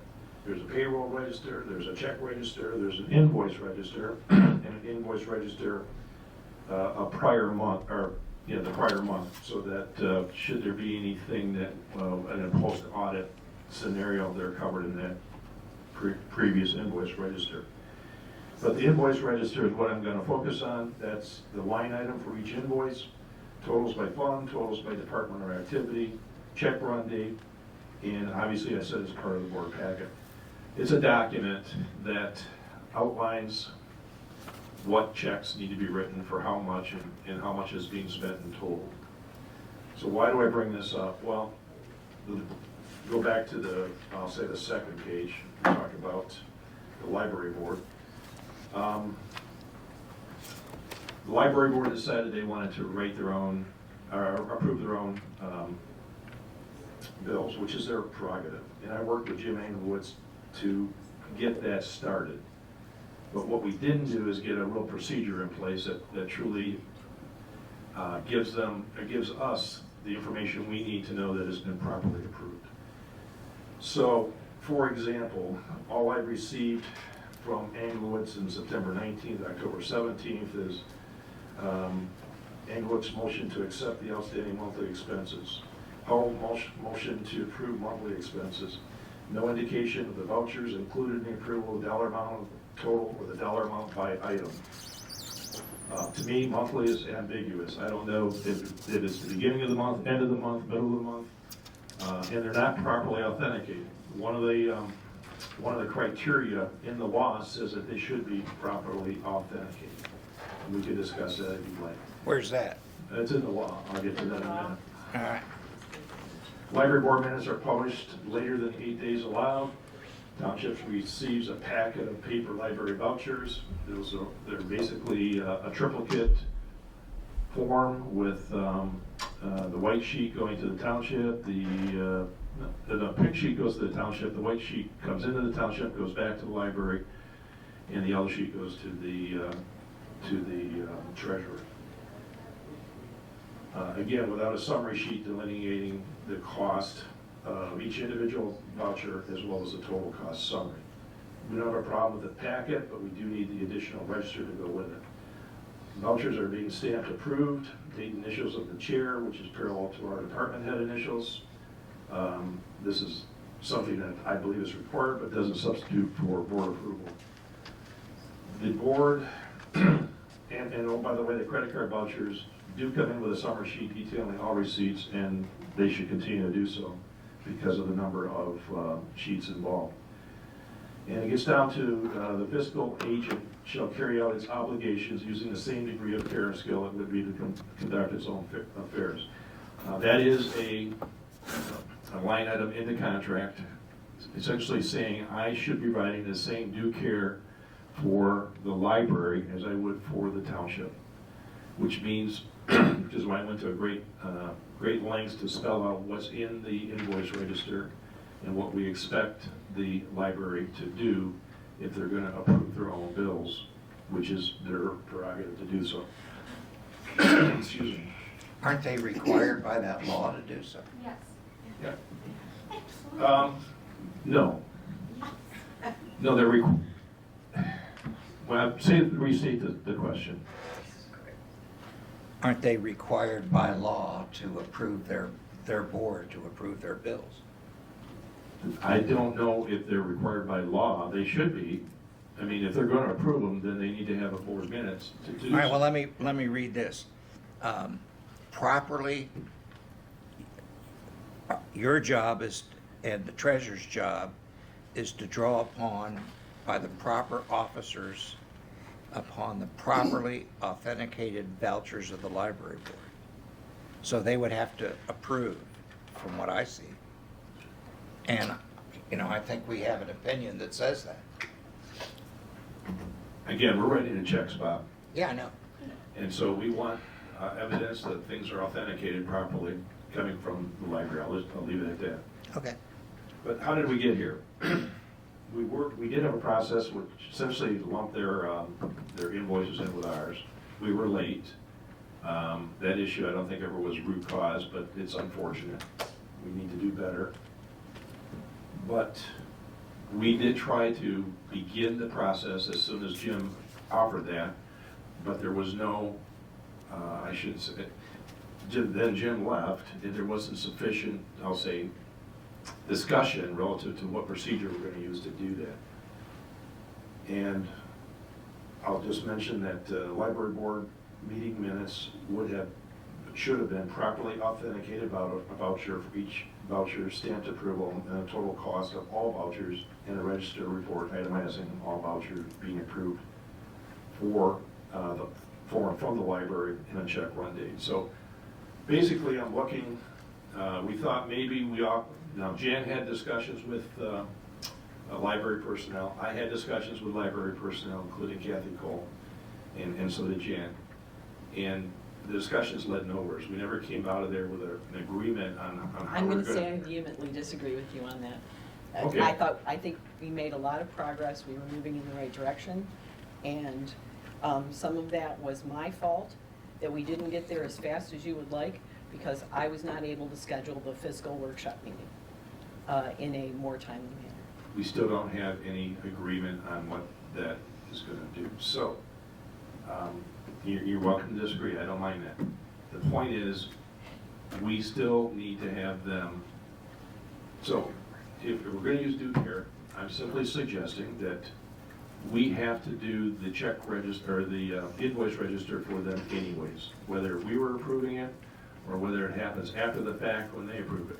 What we want to do is move that to the front of the approval process, where we provide them with the invoice register.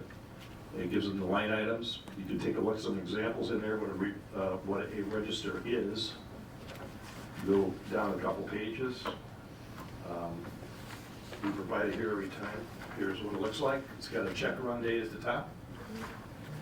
And basically, with the library, we're able to give them their own, I'll say, unique check run date, because it'll be the date after their board meeting, so that once they meet and approve it, stamp the invoice register as approved, cross-reference it to the board meeting minutes that the board met and approved the invoice register dated such and such for the amount of such and such. Then we'll go ahead and process the checks. I don't know how else to say this, but right now we don't have a sufficient level of authenticated vouchers coming to the board, or coming to the office of the clerk to get this done. If Jan thinks we have an appropriate amount of documentation, she can feel free to establish that. So what we're saying is, we're gonna you're just gonna give the 6 months notice, and then we're gonna renegotiate the agreement and get all this locked down? Yes. Is that what you're saying? In essence, we still need to provide them with this service according to that agreement, and there's 6 months to then change that agreement.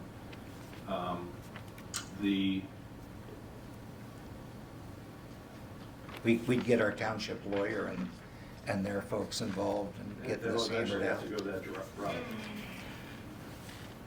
I would say that the interesting thing about the contract, if you read it enough times, the agreement shall be for an indefinite duration unless terminated pursuant to this paragraph. This agreement shall be terminated upon 6 months written notice by either party. However, both parties understand and acknowledge that Act 164 requires the township to maintain the library fund in the township treasury, and requires the township to release the funds upon a properly authenticated voucher of the library, regardless of whether an agreement between the parties exists. Which comes right back to what the law says. Essentially that's a statement right out of the law that was also provided in your package there. So this whole thing could have been avoided if Kathy would have simply said, yeah, let's just go do that. But it just keeps going on and on. No, this is not for public discussion. I'm talking to the board. Hey. Talk to the board. Yeah. So this could have I'll been, take care of that. all right, this could have been avoided if Kathy would have simply allowed us to do the job the way we see the job should be done, the way I see the job should be done. Again, Jan can either agree or disagree with that. But the due care would say the easiest way to prove due care is to give the library the same documentation that the board uses here for documentation. Shouldn't prior we to be using approval. the same system? We're using the same system. I mean, the same procedure. I don't think we have a procedure with the library. That's No, the no. problem. Shouldn't we all? Parks, library, us, all the same? We should, yeah. Okay, so one, you can't use the same system with the library that you're using with parks because the library is a separate legal entity. So that's one, they have their own board, That's correct. yes, they're not. We're not arguing that. Right. So I am not opposed to agreeing on a set of processes that, I don't care what the lawyer thinks. I've seen lawyers write agreements that have to do with accounting. Very few attorneys know how to write an agreement that covers accounting. They don't, they just don't. That's not what they do. They do words, not numbers. If you're going to spend money, then I would get the auditors to give us an agreement that they have seen work in other organizations. And as I have said many times, there are other ways to skin this cat and come to an agreement with the board so that we're getting what we need and the process and procedures covers what we need to cover to exercise due care and avoid malfeasance and any other problems with having authenticated claims come to the township for payment. Yeah. But I think you're taking a cannon to kill a mosquito. I don't think so. And I believe that we're doing this work post-library approvals. All we're doing is trying to do the work pre-library approvals, giving them the same documents we use for approvals in our case, and allowing them to cross-reference those documents in their library board minutes.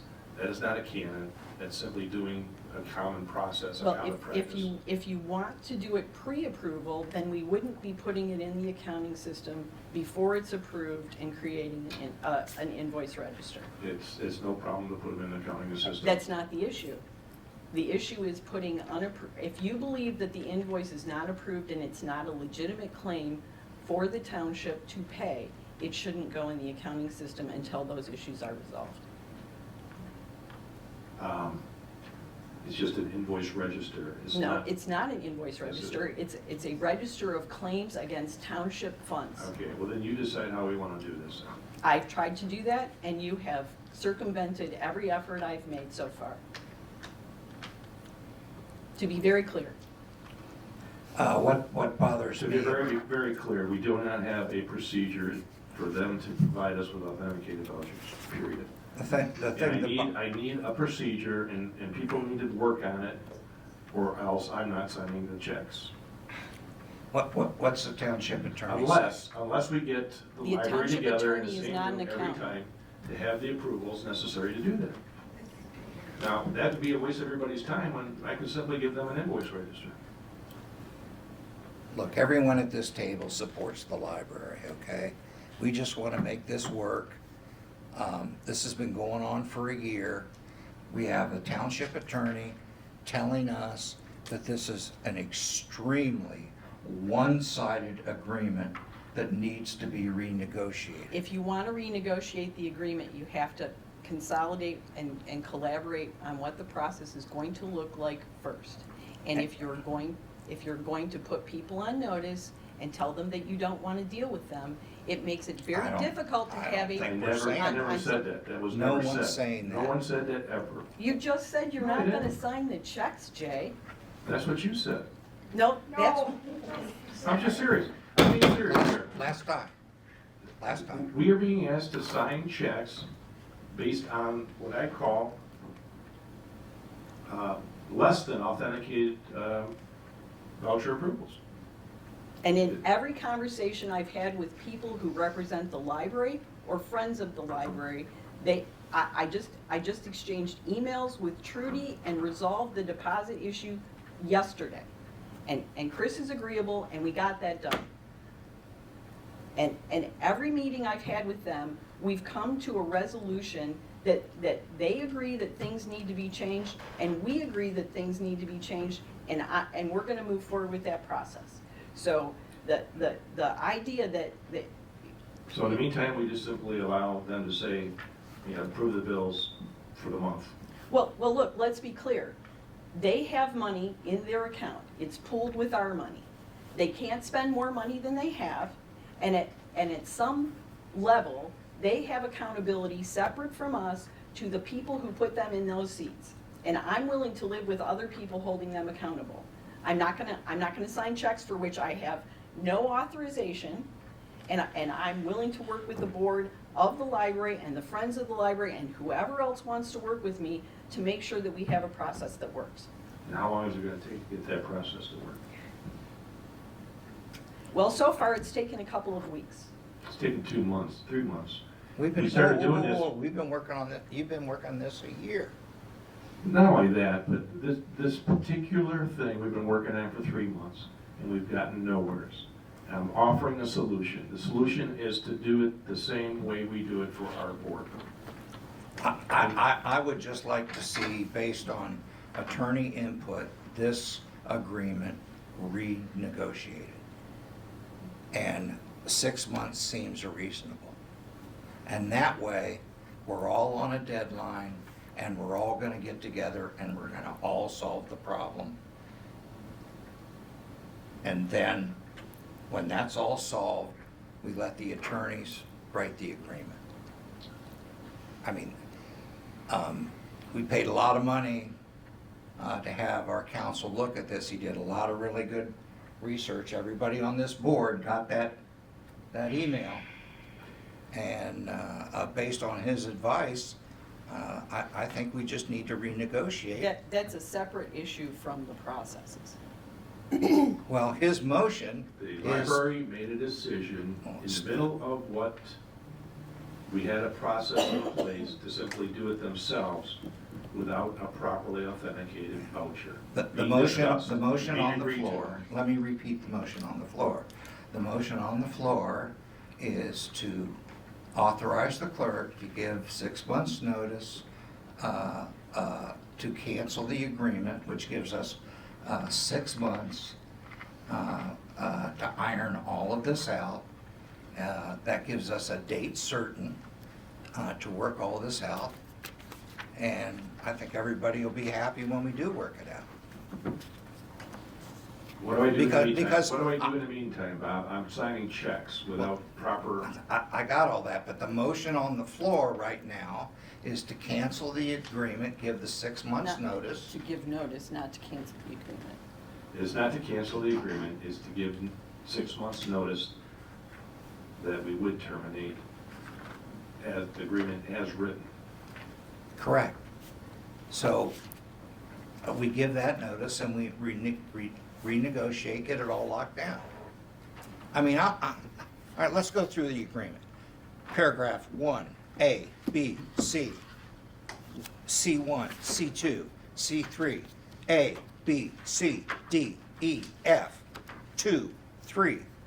What's, All of this is everything the township has to do, right? And as our attorney pointed out, there's only 4 lines in there about what the library has to do. So That's right, and providing- that's why he said it was one-sided.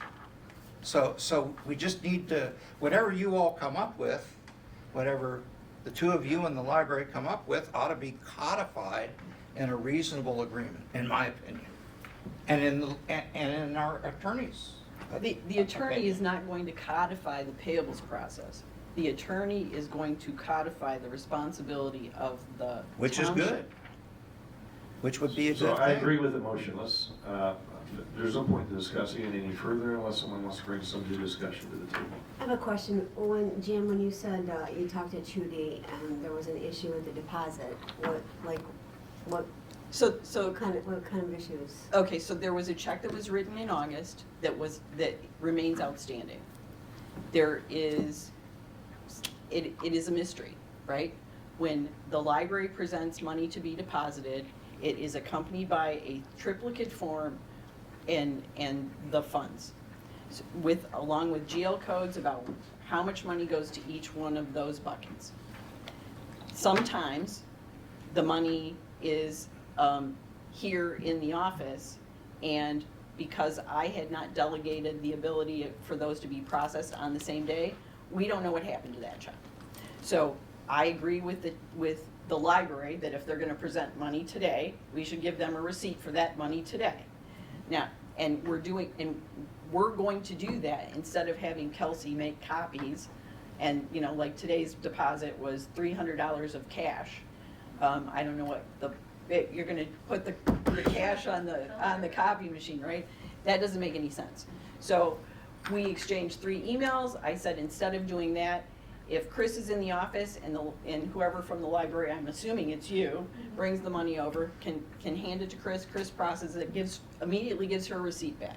If that's not possible, then when I am in the office, I will come over to the library, pick up the deposit, process the deposit, give them a receipt, and life goes on. So when you write all that down, so you have a procedure? A lot of this should be in the agreement, especially about. That doesn't have anything to do with payables, by the way, Jay. I know it doesn't, I'm just About- asking, you know, we ought to have these things written down and committed to rate. Yes, they should be, and yes, I'm training my deputy. Any other discussion, questions? Yeah, I'm just afraid that, I'm just concerned that if we do the 6-month notice, it creates a war with the library. I don't wanna do that. I wanna work with them and figure out what the problems are. If Jan's willing to negotiate the processes with the Treasury Sue and, you know, the rest of the board, I think that's the way to go. We don't need to like blow it all up into a big war. As far as the one-sided contract is, when does this contract come due? Well, and Is this let me, yearly? let me just add It goes that, forever. and let me just add in my Perpetual. discussion with people that, well, so in one of the discussions with people from Friends of the Library, I was asked if I'm keeping track of postage and envelopes, et cetera, for mailing out bills. And I said, no, I am not. I'm well aware that using the envelopes we were using and the postage, it's you know, not including the check stock, you know, you're talking a couple dollars per check to get it in the mail and make that payment. The reason I have not made that a priority is I'm trying to get other things documented that are big dollar items. This is small dollar. So I see that where they're saying, the library should be paying for that, right? I didn't ask. They're offering that. And I'm going to take that offer in good faith and return that with good faith that we're gonna come to terms. And once we come to terms, if we find that some of the things that we're doing are inconsistent with this agreement, then I'm happy to redline the agreement. And at that point, I'd spend money on an attorney. But spending money on an attorney today for this is, we've spent enough money on attorneys this year. I'm still of the opinion that we need to redo the agreement. It's one-sided. Well, let's take a vote, because obviously this discussion is Is there- not is- really is there- resolving the problem. I think that we need to work through some things before if we have to get an attorney involved. Well, we're not talking about getting an attorney involved. We already got the And- attorney involved. Oh, okay, but, yeah, to tell us that the agreement is one-sided and needs to be renegotiated, and many things need to be added. So when you all work that out, and we go through the process with the library, we've got a great framework for a new agreement. And we're not gonna do a new agreement without an attorney review, we're not that dumb. So it's just a question of revising this agreement, and I don't even think this board needs to be involved in it. I think the two people sitting right here have the expertise and the knowledge to get it done. That's But part of the problem. They want to have both boards meet to have a discussion that needs to get Well, resolved. I between us. can So understand let's that. vote on this. Well, hang on, I'm the moderator, I'll determine when we All right. vote, okay? I'm not done talking. Again, I just wanna say that I want this to work. I'm Kelsey's biggest fan, ask anybody. Nancy's in the library every day. We want everything to work, but I don't like one-sided agreements. I don't like paying a lot of money and getting a 5-page document from the lawyer that tells us what we ought to be doing. This guy ain't no dummy. It all made sense to me. Everything you've said makes sense to me. Everything you've said makes sense to me. I just think we need a new agreement. And the only way we're gonna get a new agreement is to send the 6 months notice, and we'll get it done within 6 months. And even if we don't make the 6 months, we can extend it. And we're still required by law to do it, even if we didn't have an agreement.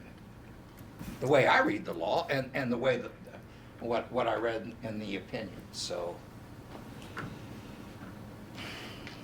I'll shut up. Anybody else? And so in the past, can you see that the township was reimbursed from the library before you took over? What was the, It's got nothing to do with it right now. I'm asking a question. I mean, we haven't even talked about reimbursements.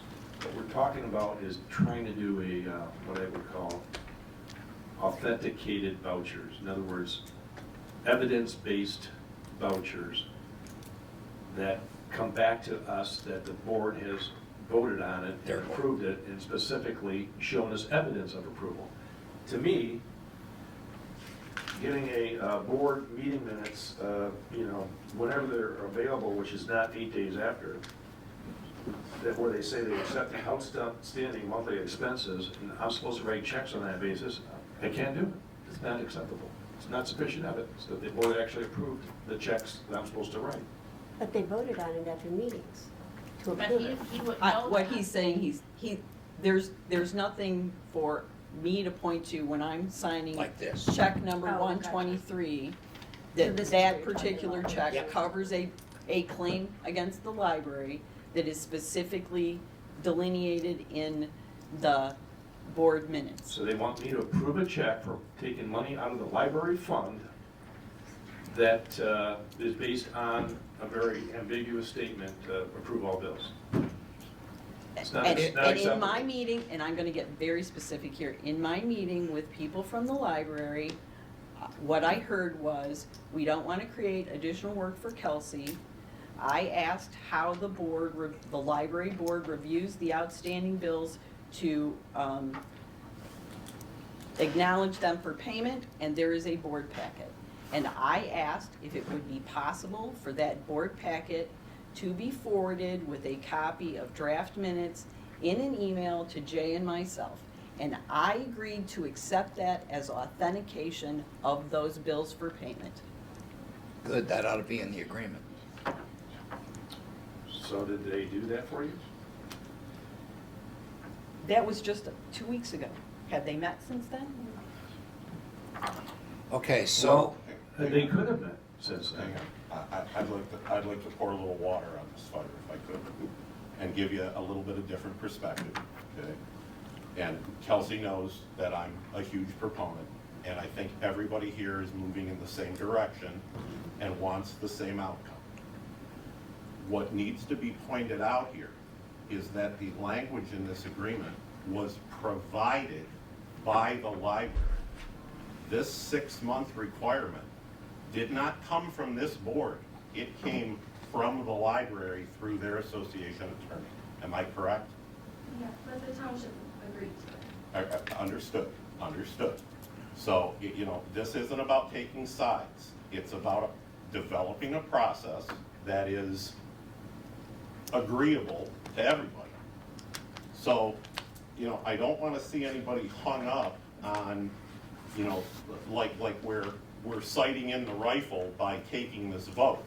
I think that the board is obligated to render the notice if they plan on making any changes at all. and that's what that motion is about. Again, And it's that simple. It's not vindictive, it's not a war. It's, we want this changed, we want to accommodate everyone, and we got 6 months to get it done. And 6 months is a long time. So basically, you're just gonna update that, And do a few amendments or something? yeah, addendum. I would hope so. That's what our council has recommended. Well, right now, there's two separate discussions about the same thing, and that's what's complicating Right, but our there's only one discussion. motion, and it's Right. about this agreement. Right. The process that Jay and Jan are talking about does not have to necessarily be in this contract. It can is, be it an would, agreement. it would be very unwise to rewrite the agreement before you understand and have a collaboration on the rules of engagement between both parties. This agreement should reflect what we are and are not going to do and what they are and are not going to do. And until we get a meeting of the minds on that, I would put this on pause. And I have said this multiple times. Well, I think 6 months gives people plenty of time, even if you put it on pause.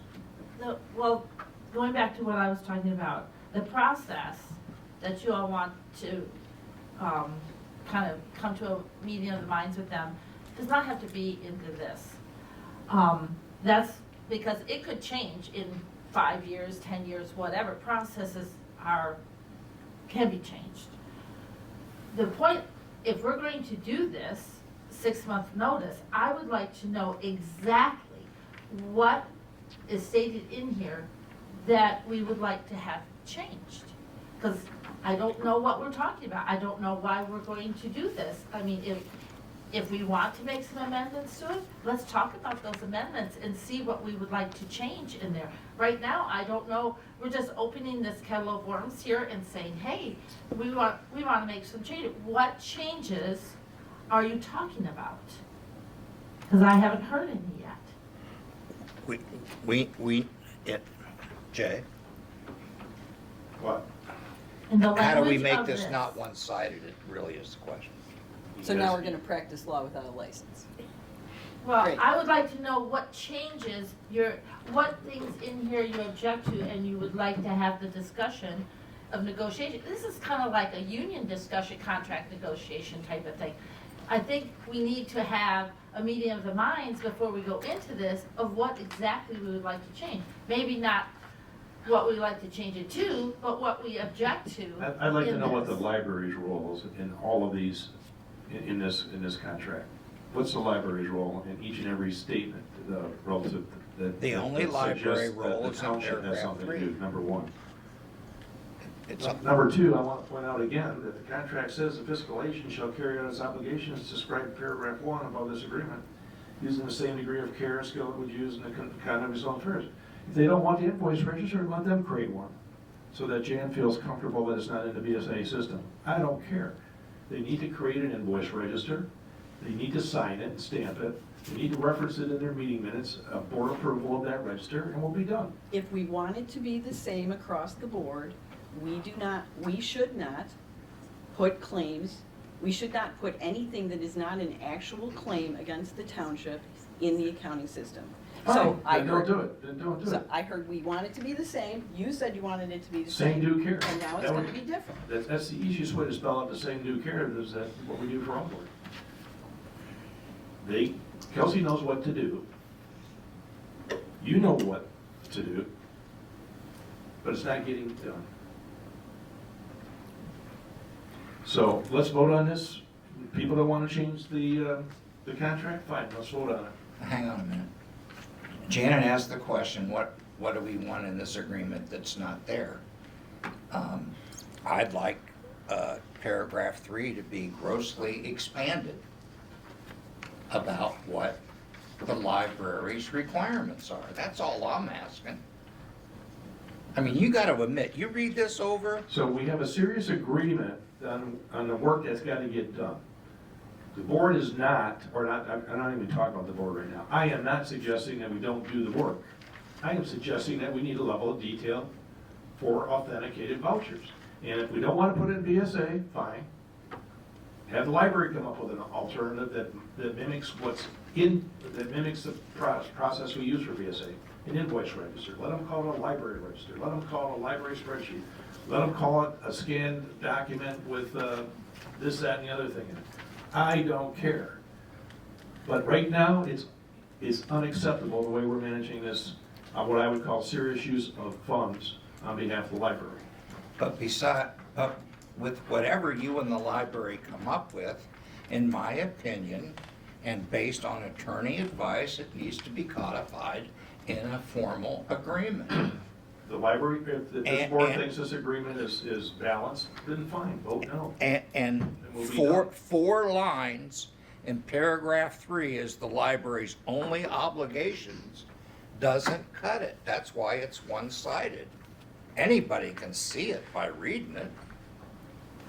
And that's what our own counsel is. So that's what's on the doing. table for the motion, so. Any other discussion?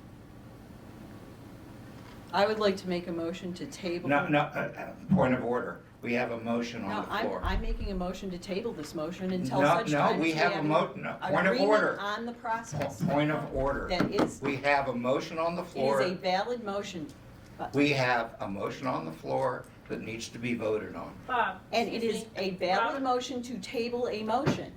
Robert's Rule of Order can allow another motion to be presented as long as the person who made the motion is willing to either pull his motion or amend his motion. So her motion is valid. Or I can get support for tabling the motion.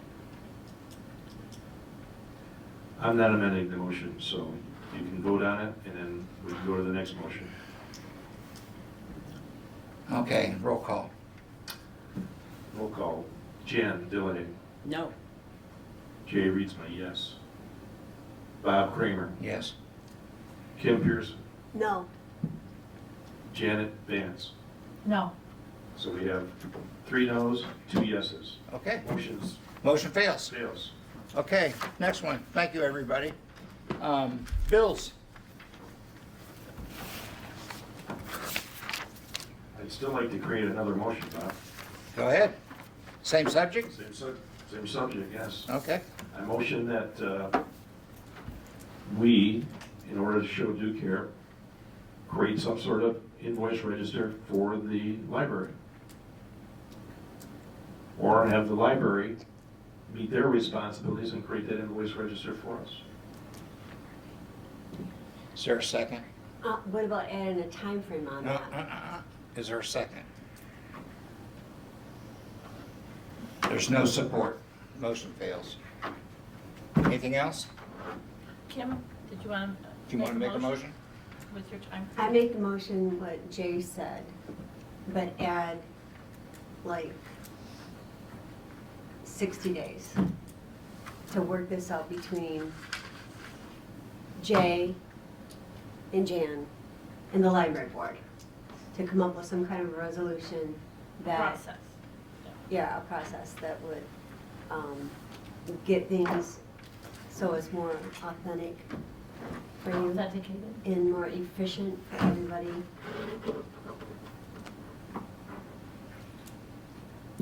Somebody's got to reframe that so we can So understand. trying to basically, think of it. you're asking for a 60-day time limit of a committee of Jay and Jan to work with a committee of the library board to come up with a process that is agreeable to both for their financials. A process. Is that what you're asking? Yes. So what do you want to happen in 60 days, I guess? I want to see what they come up with, what kind of addendum. All right, so they can restate make. your motion and then we'll ask for a second. Take your time. So I would like 60 days for Jan and Jay to work with the library board to come up with a solution that would authenticate the bills on what we have like listed here for like the line items, so it would be easier and more efficient way to come up with paying them Within. within 60 days. Okay, is there a second? I'll second that. Discussion. I don't have 60 days to do that. If someone else wants to do it for me, go for it. We've already spent 60 days and got nowheres. Challenge accepted. Any other discussion? Roll call, please. Roll call, Jan Delay, Yes. Kim Pearson, Yes. Bob Kramer, Yes. Jay Reedsma, yes. If I understand it, Janet Vance. Yes. Way down, yeah. I That, get ignored. That the motion carries, assuming that Jan. I'll Delay take is care of not- that. I'll take care of that. Motion carries. Enough. Anything else, Jay, on library support? not today. Okay. How many friends, is the Friends of the Library, how many like people are involved with that? Let's move on to the next item here. Okay. I'll catch you after the meeting. Okay. Budget adjustment and bills, Jay? No budget adjustments? No budget adjustments, you can vote to approve the bills or not. I move that we pay the bills. I second it. All in favor? Aye. Motion is passed. Public comment, please. Not fast enough, Jane. Hi, I'm Kelsey Rakowski, Director of the Indian River Area Library. I actually read this at the Parks meeting too last night, so I'll just read it again.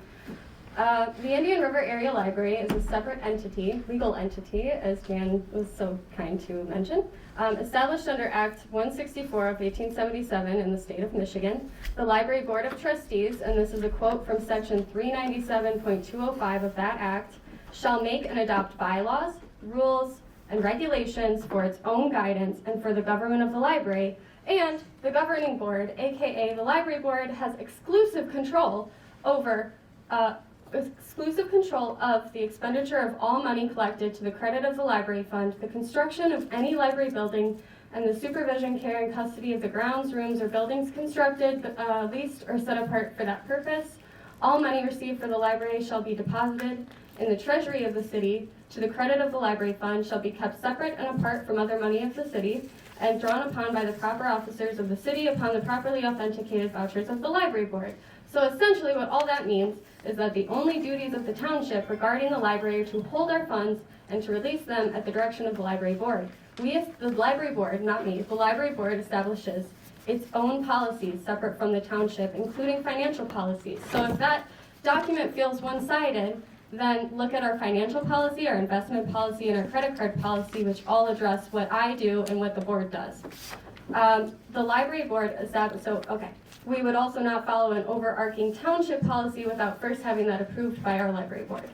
The township does not have the power to actually approve any of the expenditures. So if they are not properly authenticated, the township doesn't decide what properly authenticated is. The library board decides that. And if there is any type of lawsuit or anything that we're doing wrong financially, that falls entirely on the library board, not on the township board. So there is no concern over care of duty because you don't have the care of duty, really. You just hold the funds, and that's really more out of protection for the library.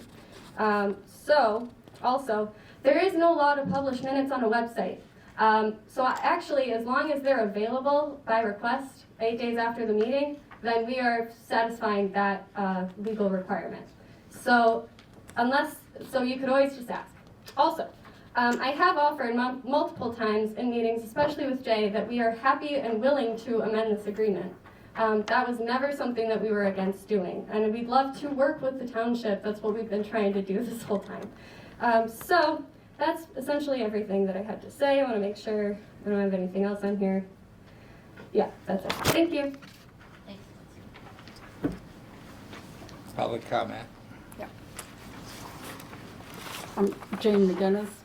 At the December 5th board meeting, trustee Janet Vance said, quote, "I was not able to write up a year-end review, but Bob did in his newsletter, and some of you may not get that, so I'm going to just pop off a few things as a year-end issue. of the accomplishments the board has made in the last few months. She conveniently left off her list one of the accomplishments that Supervisor Kramer listed in his newsletter, where he said the township, quote, reduced the size and cost of government by eliminating the planning commission. I can understand why she might not want to highlight this, because eliminating the planning commission after over 53 years of positive service did none of that. The planning commission did not cost the township anything, but eliminating the planning commission will cost the township and local businesses a lot. It means that now the township does not have a master plan. In fact, the Michigan Planning Enabling Act says the township cannot legally plan at all without a planning commission.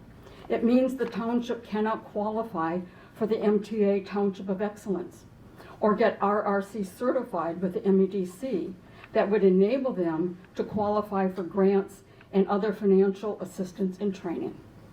But there is some good news. Last Tuesday, the Sheboygan County Commissioners appointed Dawn Webb, the former vice chair of the former Township Planning Commission, to the Sheboygan County Planning Commission. Her appointment will be a real benefit to the township by giving us a voice at the county level that we lost when the board eliminated the Planning Commission. Her experience and skills will help direct and manage the growth and development of not just Tuscarora Township, but the entire county. Congratulations, Dawn. Public comment. Yes, ma'am. It seems to me that this board takes 2 steps forward and then 20 steps back. What I heard today from the clerk in regards to the library, this is all I got out of the whole thing, was get on board or get out of his way. Any other comments? Yes, ma'am.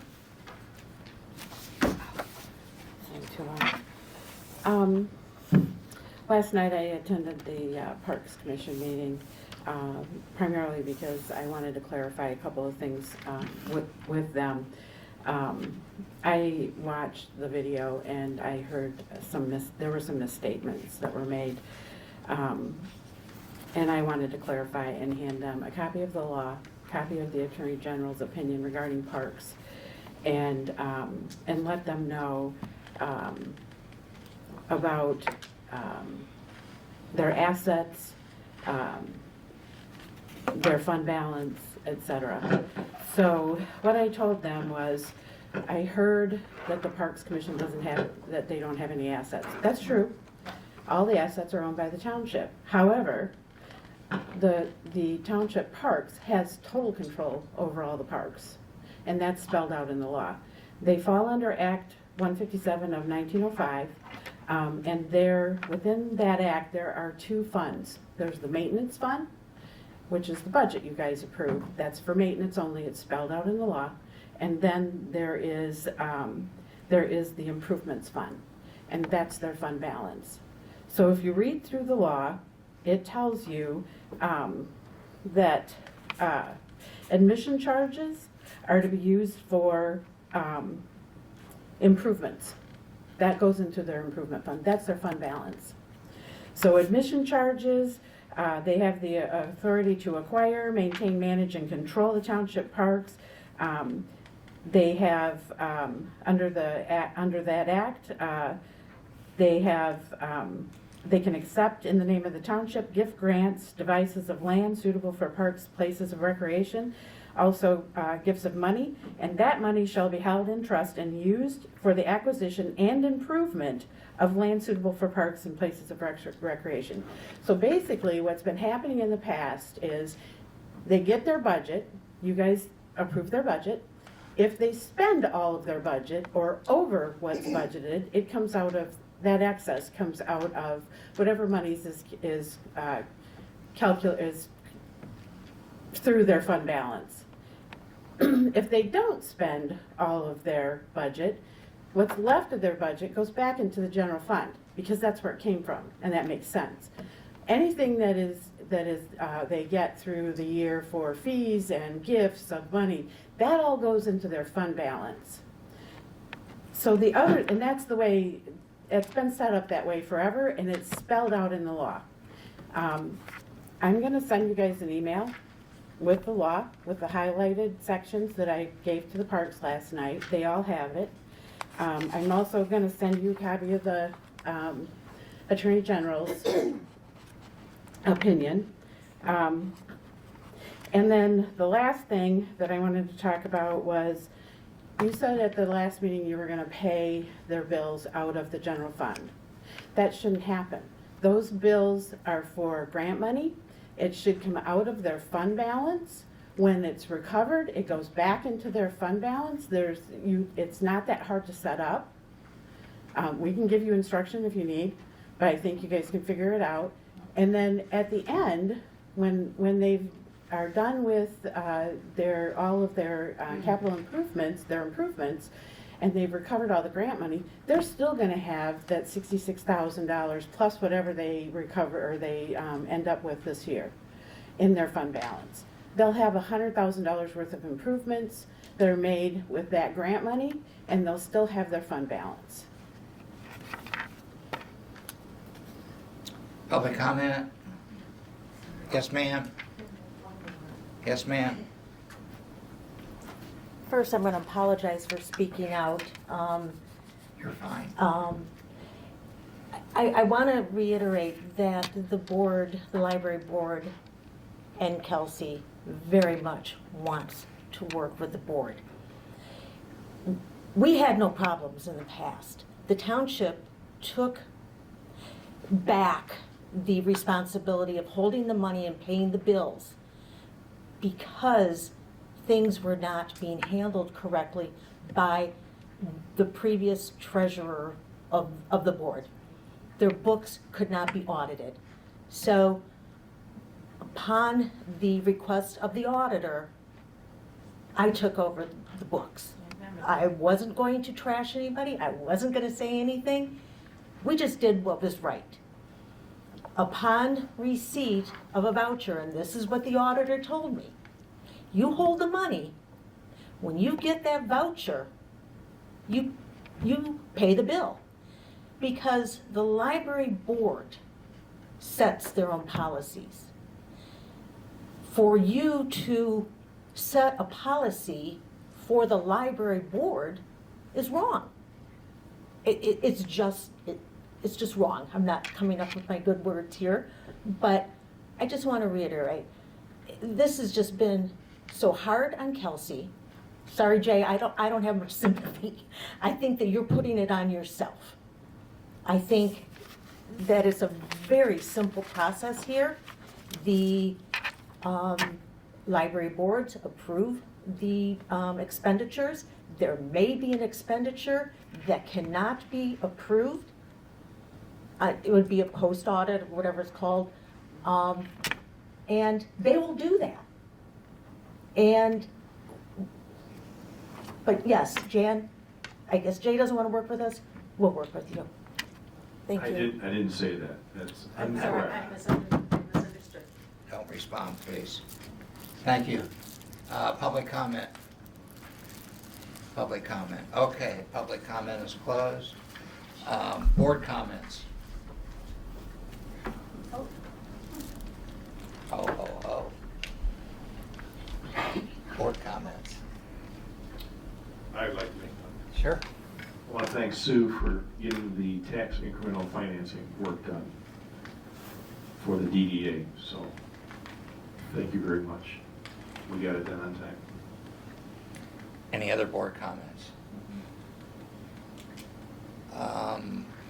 One thing I just wanted everybody to know, Sue, you probably know this because you've done it before, but